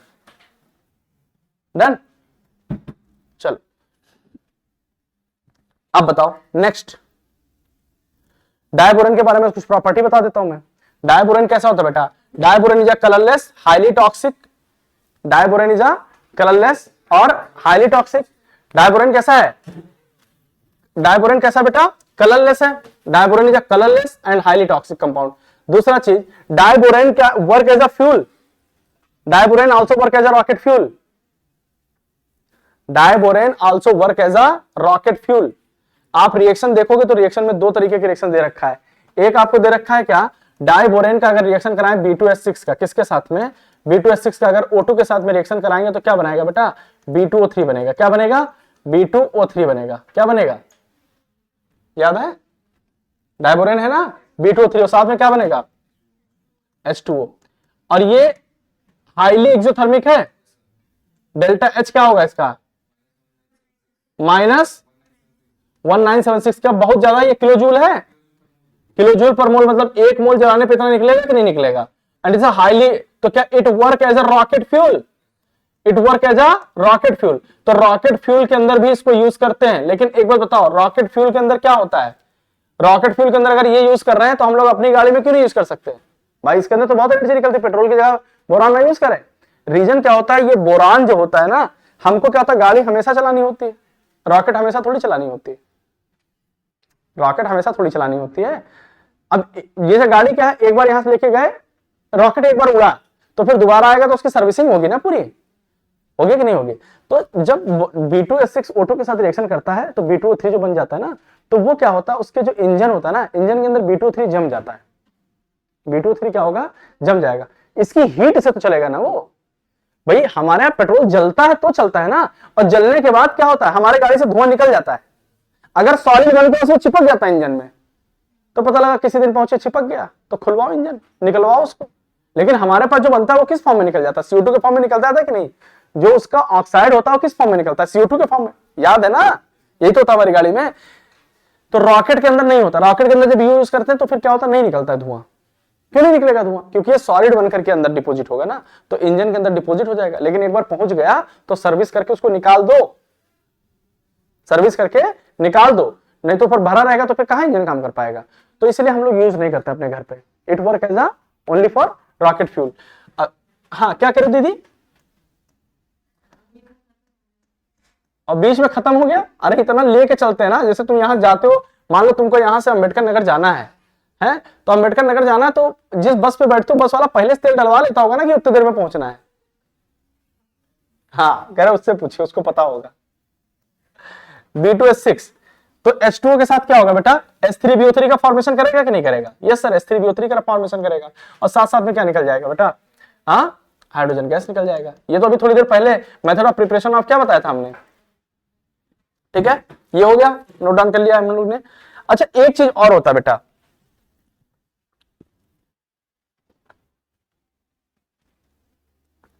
और कोई रिएक्शन दिख रखा है B2S6 किसके साथ, B2S6 का किसके साथ रख रखा है, लुईस बेस के साथ में, ठीक है, जहां बोरॉन एडिक्ट बनते हैं ना लुईस बेस के साथ में। अब सर लुईस बेस के साथ में कौन कौन से रिएक्शन हो सकते हैं, सर B2S6 है हमारे पास में विथ लुईस बेस के साथ में, तो B2S6 है, सुनो ध्यान से, B2S6 है, तो एक्चुअली जो लुईस बेस होंगे, तो लुईस बेस में बेसिकली जो लुईस बेस वो होते हैं जो लोन पेयर दे, जो लोन पेयर दे, ये तो होगा कि नहीं होगा। तो वो क्या करते हैं, वो बेसिकली इसके बॉन्ड को क्लीवेज करा देते हैं, इसके बॉन्ड को क्या करते हैं, तोड़ देते हैं, बराबर है, ठीक। अब जैसे हमारे पास फॉर एग्जांपल एक क्या दे रखा है, जैसे मान लीजिए हमारे पास 3 डिग्री अमाइन है, क्या ये है N और मिथाइल 3 है, मिथाइल 3, अगर N मिथाइल 3 है तो इसके साथ क्या होगा बेटा, कुछ नहीं करेगा, लोन पेयर है ना इसके पास में, लोन पेयर है, क्या लोन पेयर उठा करके इस बोरान को उठा कर दे देगा, क्या लो आओ तुम ऐसा करो B2S6 बनाओ, B2S6 बनाओ और एडेक्ट का फॉर्मेशन करो और चुपचाप निकल जाओ। एडेक्ट फॉर्मेशन है कि नहीं है, जब दो मॉलिक्यूल कोऑर्डिनेट बॉन्ड के थ्रू जुड़ते हैं तो उसको क्या बोलते हैं, एडेक्ट फॉर्मेशन। अब बोलो तुम्हारे पास B2S6 ही तो है, क्या है B2S6 है, अब कौन सा रिएक्शन दे रखा है, CO, क्या दे रखा है बेटा CO, क्या CO के पास लोन पेयर होगा, क्या दे दें, बोला दे दो, बोला क्या बनेगा, ये भी क्या एडेक्ट बनाएगा कि नहीं बनाएगा, B2S6 और dot, is this also adduct formation, बोलो क्या these reactions are adduct formation है कि नहीं है, बोलो सही कह रहा हूं कि नहीं कह रहा हूं। अब एक रिएक्शन और बता है, रिएक्शन बचा है क्या, reaction of B2S6 with ammonia, reaction of B2S6 with ammonia. अब अमोनिया के साथ रिएक्शन इसका समझ लो, ये हम किसके बारे में पढ़ा रहे थे, इसके बारे में कोई पॉइंट लिखाया था क्या मैंने, अरे डायबोरेन के बारे में बताया तो था कुछ, हाईली टॉक्सिक बोला था, क्या हाईली टॉक्सिक, एक बार चाटो दोबारा चाटने का मौका नहीं मिलेगा है ना, एक बार खा लो,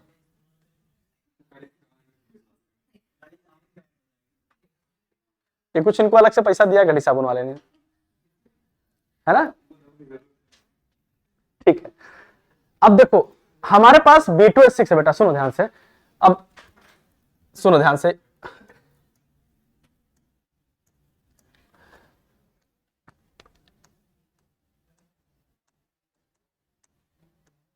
रिएक्शन ऑफ डाइबोरेन विथ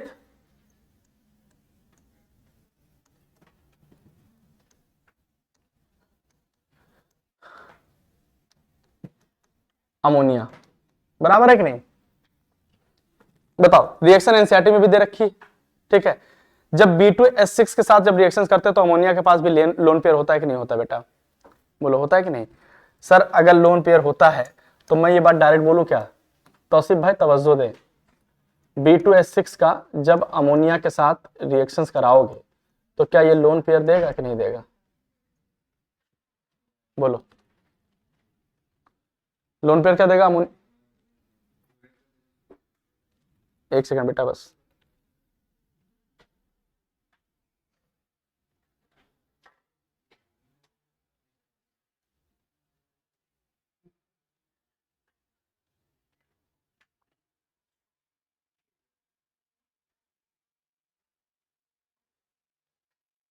चलो। तो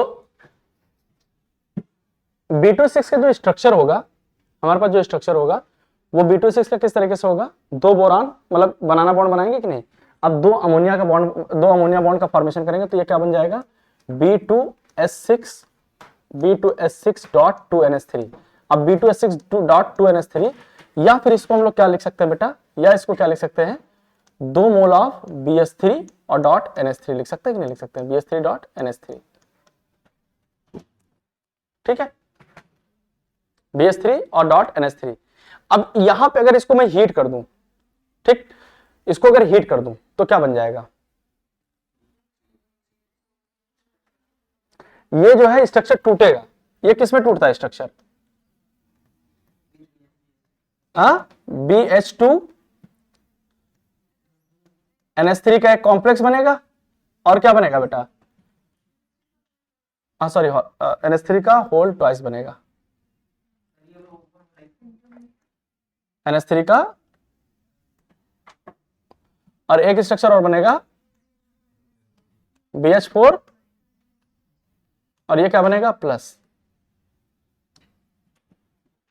ठीक। ये ऊपर वाला ही स्ट्रक्चर है। अगर हम लोग इसको बॉन्ड को तोड़ रहे हैं, जैसे B2S6 है ना, तो कुछ ऐसे समझो कि B2S6 है तो ये है, मान लो ये बोरान है, ये बोरान है, ये हाइड्रोजन है और इसका एक हाइड्रोजन इधर है, एक इधर है, ये इधर है, इधर है, इधर है। अब एक मान लीजिए हमने, भाई आपको एक ही काम करना पड़ेगा कि आप क्या करिए, इसको यहां से तोड़ दीजिए, तोड़ दीजिए, तो ये BH4 इधर चला गया और ये क्या हुआ? B2S2 और 2 अमोनिया यहां पे अटैक कर गए। ये तो होगा कि नहीं होगा? 2 अमोनिया अटैक कर गए तो BH2 के बाद 2 अमोनिया अटैक किए, 4 इधर टूट गया, तो ये हमारे पास कंपाउंड बन गया। अब जब यहाँ पे BH2 और NH3 और प्लस और क्या बनेगा बेटा? BH3 बनेगा। अब इसको आप जब हीट कर देते हैं, क्या, हाई टेम्परेचर पे, हाई टेम्परेचर पे जब हीट कर देते हैं तो ये क्या होता है? ये बन जाता है कंपाउंड जिसका नाम क्या है? B3। क्या बन जाता है बेटा? B3 और N3H6 क्या बन जाता है? B3N3H6। और इसको हम लोग क्या बोलते हैं? Inorganic benzene.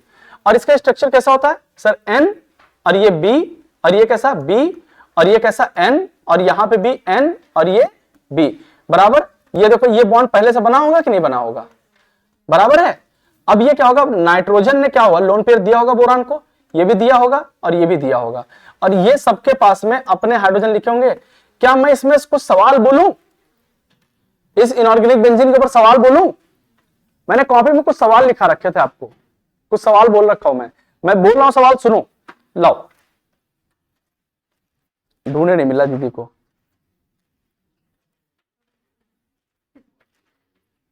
पीछे ही होगा ना बेटा? हाँ बस यही है, यही है। लाओ, हम ढूंढ दे रहे, लाओ। दीदी को मिला ही नहीं ढूंढ ढांड के।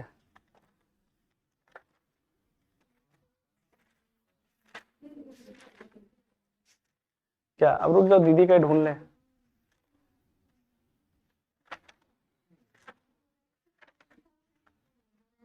हाँ देखो, B3N3H6 के बारे में कुछ क्वेश्चंस लिखवाए थे मैंने। देखिए बहुत बढ़िया बढ़िया क्वेश्चन है जो एम्स और अलग अलग एग्जाम में पूछ रखा है। It is more reactive than benzene, is it correct? मैं अच्छा पहला सुनो इसका, it is iso structural and iso electronic with benzene. क्या इसका स्ट्रक्चर सेम है? आइसो इलेक्ट्रॉनिक है, yes sir. Benzene, organic benzene inorganic benzene same है, लेकिन inorganic benzene is more reactive than organic benzene. क्या रीजन बता सकते हो? Due to polar pi bond. इसका पोलर पाई बॉन्ड नहीं, इसके बॉन्ड जो होते हैं वो कैसे होते हैं? पोलर होते हैं। और उसके कैसे होते हैं? क्योंकि कार्बन कार्बन का बॉन्ड होगा तो उसका डेल्टा ईएन क्या होगा, 0। इसका डेल्टा ईएन कुछ होगा कि नहीं होगा। नेक्स्ट इसमें क्वेश्चन लिख रखा है, it has higher dipole moment than benzene. No sir, बराबर डायपोल मोमेंट है। Next, it is prepared from diborane when it react with ammonia at high temperature. Yes, सही है कि नहीं। नेक्स्ट लिखा, all BN bond length are equal due to resonance. Yes, BN bond length सारे resonance equal होंगे। ये सब क्या है, स्टेटमेंट वाइज क्वेश्चन बोल रहा हूं मैं, स्टेटमेंट वाइज जो आप सुनते रहोगे क्वेश्चन आपके होते रहेंगे। यही तो है कि नहीं है। नेक्स्ट पूछा है, लिखा when attacked by HCl protonation appears eight boron. When attacked by HCl, जब HCl अटैक करेगा तो कहां पे अटैक करेगा, बेस पे। कहां अटैक करेगा, when attacked by HCl protonation कहां पे अकर होगा बेटा, बेस पे ना। तो बेस कौन होगा, जिसके पास लोन पेयर होगा या जिसके पास में वैकेंट ऑर्बिटल होगा। जिसके पास में लोन पेयर, वैकेंट ऑर्बिटल तो एसिड के पास होता है। लुईस एसिड वो होता है जिसके पास वैकेंट ऑर्बिटल होता है, और बेस कौन होता है, जिसके पास लोन पेयर। तो प्रोटोनेशन कहां होगा, नाइट्रोजन पे अकर होगा कि बोरान पे, नाइट्रोजन पे। तो when attacked by HCl protonation occur at nitrogen और बोरान, नाइट्रोजन। नेक्स्ट लिखा, it can react with 3 mole of HCl। कितने मोल ऑफ HCl से रिएक्ट कर सकते, 3, बिल्कुल सही बात है। नेक्स्ट लिखा है, it has 2 molecule, it has 2 monochloro and 3 dichloro derivative. अगर ऑर्गेनिक का सवाल पूछ लिया, 2 मोनोक्लोरो और 3 डाइक्लोरो डेरिवेटिव, तो हवा निकल आएगी। 2 मोनोक्लोरो है और 3 डाइक्लोरो है। बोला मोनोक्लोरो, सर मोनोक्लोरो है तो एक यहां लगाओ और एक यहां लगाओ, क्या 2 ही पॉसिबल है कि नहीं है। यहां लगाओगे फिर इसके जैसा नहीं हो जाएगा, यहां लगाओगे इसके जैसा नहीं हो जाएगा। अब सवाल है डाइक्लोरो कैसे हो सकते हैं, तो मोनोक्लोरो कितने हो सकते हैं, 2। डाइक्लोरो कितने हो सकते हैं, डाइक्लोरो कैसे हो सकते हैं, एक यहां लगा दो, एक बोरान पे लगा दो, बात बराबर हो गया। नाइट्रोजन बोरान 2 क्लोरो अलग अलग हो गया कि नहीं, नाइट्रोजन नाइट्रोजन 2 अलग अलग हो गया, नाइट्रोजन बोरान एक अलग हो गया, नाइट्रोजन नाइट्रोजन एक अलग हो गया। फिर नाइट्रोजन बोरान लगाओगे तो सेम हो जाएगा कि नहीं, क्या। चलो नाइट्रोजन, हाँ, नाइट्रोजन बोरान एक इधर हो गया और नाइट्रोजन नाइट्रोजन 2 हो गया और नाइट्रोजन बोरान, मतलब क्लोरीन लगाना है ना, इसको हटा हटा के क्लोरीन लगाना है, तो 3 हो गया। अब यहां से नाइट्रोजन नाइट्रोजन लगाओ तो क्या इधर वाला सेम पोजीशन नहीं हो गया, और यहां से नाइट्रोजन बोरान लगाओ तो क्या 3 ही पॉसिबल है, 4 पॉसिबल है। ये बोरान और ये बोरान भी तो पॉसिबल है। ये अच्छा सवाल है, देखना घर पे जाके चेक करें। हाँ, तो नाइट्रोजन नाइट्रोजन में तो लिया ही है।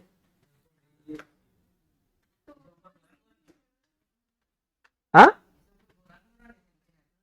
तो सेम थोड़ी हो गया, बोरान बोरान पे डाइक्लोरो है और इस बार नाइट्रोजन नाइट्रोजन पे तो 2 क्लोरो है, तो दोनों डिफरेंट नहीं है।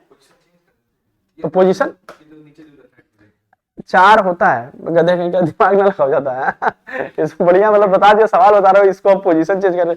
हम ऐसे लेके खड़े थे, अभी ऐसे लेके खड़े होंगे तो बताइए इनसे कैसा होगा।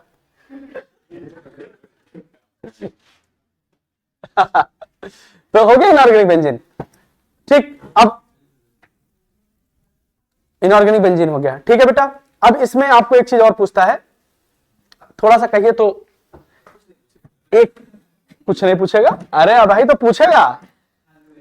डाइबोरेन का स्ट्रक्चर अगर तुम्हें थोड़ा सा बुरा ना लगे, जो सबसे ज्यादा सवाल पूछने वाला है तो आखिरी में था, इसलिए तो इसको बनाया नहीं था मैंने।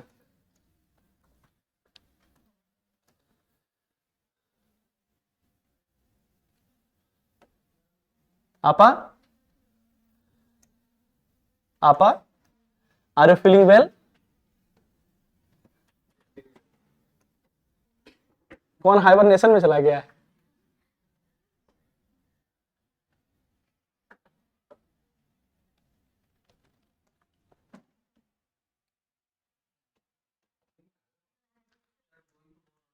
लो, तुरंत एकदम जान निकल आती है। हाँ, लड़ने दे दो बस।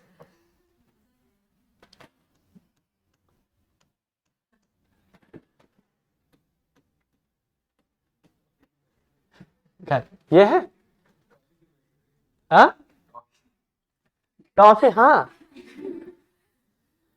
इस बोरान के पास कितने इलेक्ट्रॉन थे बेटा, 1 2 और 3।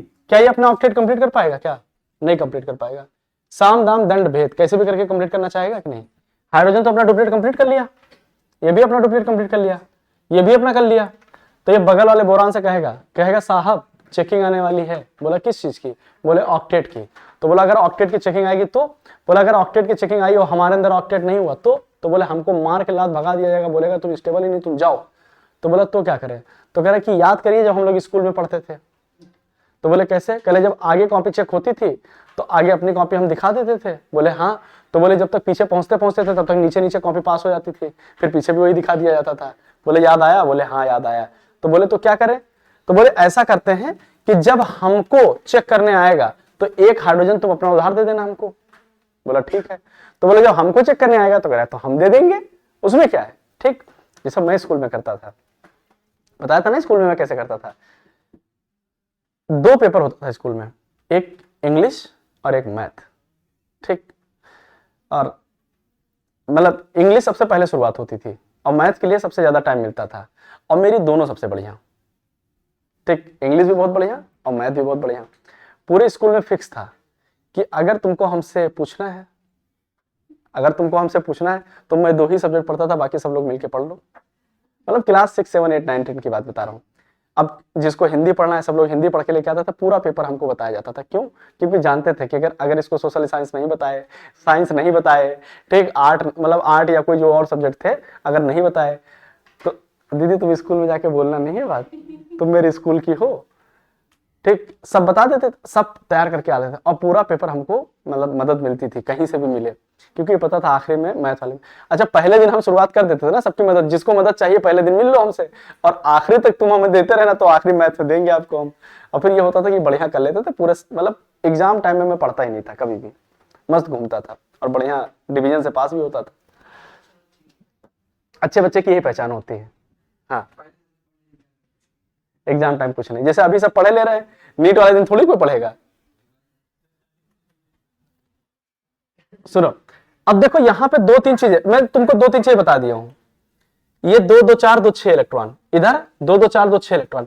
लेकिन जब इस बोरान को काउंट करोगे तो ये हाइड्रोजन बगल वाला ना इधर भी इलेक्ट्रॉन दे दिया, इधर भी इलेक्ट्रॉन दे दिया। ठीक, अब ये ब्रिज बॉन्ड है सर, इसका बॉन्ड लेंथ कुछ ना कुछ होगा कि नहीं होगा, और इसका भी बॉन्ड लेंथ कुछ ना कुछ होगा। ये बात मुझे पता है कि ब्रिज का बॉन्ड जो होता है, ब्रिज का जो बॉन्ड लेंथ होगा बेटा, ब्रिज का बॉन्ड लेंथ वो ज्यादा ही होगा इसके कंपेयर में। सर इसका कितना होता है 134 पिकोमीटर, और इसका कितना होता है 119 पिकोमीटर। क्यों, क्योंकि यहां पे सर पी करेक्टर ज्यादा, ब्रिज पे पी करेक्टर ज्यादा और टर्मिनल पे पी करेक्टर कम। टर्मिनल पे कौन सा करेक्टर ज्यादा, एस, तो क्या यहां बॉन्ड एंगल ज्यादा होगा। बताओ इसका बॉन्ड एंगल कितना, इसका बॉन्ड एंगल कितना, 120 डिग्री, इसका कितना है 120 डिग्री। और बताओ यहां पे बॉन्ड एंगल कितना, 97 डिग्री, और यहां, अच्छा यहीं पे 97 दे रखा है, चलो तो यहां 97। तो क्या ब्रिज के अंदर बॉन्ड एंगल कम हो जाएगा, बॉन्ड लेंथ बड़ा हो जाएगा, और टर्मिनल पे बॉन्ड एंगल ज्यादा और बॉन्ड लेंथ कम, क्योंकि यहां पी करेक्टर ज्यादा, यहां पे पी करेक्टर कम। जहां पे पी करेक्टर ज्यादा होता है वहां पे बॉन्ड लेंथ ज्यादा होता है। क्या, अच्छा पी करेक्टर नहीं पता है कि क्या होता है P character, bond length. P character के बारे में थोड़ी सी बात मैंने केमिकल बॉन्डिंग में भी आपसे डिस्कस कर रखी है। यहाँ पे पी करेक्टर ज्यादा, यहाँ पे कौन सा करेक्टर ज्यादा, एस करेक्टर ज्यादा। सर अगर मैं आपसे एक दो बातें कर लूं, खाली बस 2 बातें करनी है। सर क्या आपको ऐसा नहीं लगता ये जो बॉन्ड बना है इसके अंदर कितने सेंटर है, 3, कितने सेंटर है, तो 3 सेंटर्ड, और कितने इलेक्ट्रॉन है बेटा, 2 ही इलेक्ट्रॉन तो तीनों सेंटर में भागते हैं, कभी यहां कभी यहां जब चेकिंग हो रही। तो 3 सेंटर 2 इलेक्ट्रॉन के कितने बॉन्ड, 4 बॉन्ड, 2 बॉन्ड, सॉरी कितने बॉन्ड, 2 बॉन्ड, कितने बॉन्ड, 2 बॉन्ड। और इसको क्या बोलते हैं, बनाना बॉन्ड, क्या बोलते हैं इसको। और बताओ बेटा इसको कितना, ये कितना है 2 सेंटर 2 इलेक्ट्रॉन, कितना 2 सेंटर 2 इलेक्ट्रॉन। ये नॉर्मल बॉन्ड होता है, इसके कितने बॉन्ड है 4 बॉन्ड। बस अब हमारे पास में लगता है कि बोरान फैमिली के बारे में हमने सारी बातें आपसे कर ली है। बोरान फैमिली आपको पूरी तरीके से समाप्त हो चुका है। आप एनसीईआरटी खोलिएगा, अभी कुछ बचा है बोरान फैमिली के अंदर। Use of boron and aluminium and there compound, है ना, ये टॉपिक बचा, ये आपको पढ़ना है, एनसीईआरटी से पढ़ना है। ठीक, अब आपको पूरी रिएक्शन भी बता दिया, सब एक एक चीज बता दिया, सम अप कर दिया पूरे बोरान का। ठीक, कल के चैप्टर में हम लोग कार्बन फैमिली पढ़ लेंगे, बस 11th वाला खत्म, और फिर उसके बाद में हम लोग 12th वाला। ठीक है, तो अगले 3-4 लेक्चर में पूरा कंप्लीट हो जाएगा, और ये बहुत अच्छे से कंप्लीट हुआ है। जो मैं चाहता था क्रैश कोर्स टाइप का नहीं है, पूरा का पूरा कंप्लीट कर दिया हमने। तो ये हो गया। एक चीज मैं आप लोग के साथ, एक चीज मैं आपको एक वीडियो आप लोग के लिए बनाया हूं, वो मैं आपको लोग को अवेलेबल कराने वाला हूं, आज कल मैं अवेलेबल करा दूंगा। मैंने 2013 से लेकर के 2023 तक, 2013 से लेकर के 2023 तक किस चैप्टर के किस टॉपिक से ज्यादा सवाल पूछा गया है, किस चैप्टर के किस टॉपिक से ज्यादा सवाल पूछा गया है, उसकी पूरी माइक्रो एनालिसिस मैंने कर ली है, एक एक टॉपिक उठा लिया है, ताकि आपको एग्जाम के आखिरी दिन पे जब रिवाइज करना हो तो कौन से चैप्टर को कौन से टॉपिक को उठाना है ये आप लोग तुरंत देख सकें। ठीक है, तो उस वीडियोस को आप लोग एक बार देख लीजिएगा जब आपको टाइम मिले, वो मैं आज कल में अपलोड कर दूंगा आपके लिए। ठीक, और उसको उसी हिसाब से आप लोग बना लीजिए। ठीक है, तो आज की सभा हम लोग यही समाप्त करते हैं और मिलते हैं कल ग्रुप 14 कार्बन फैमिली के साथ। ठीक है, चलिए, thank you so much everyone.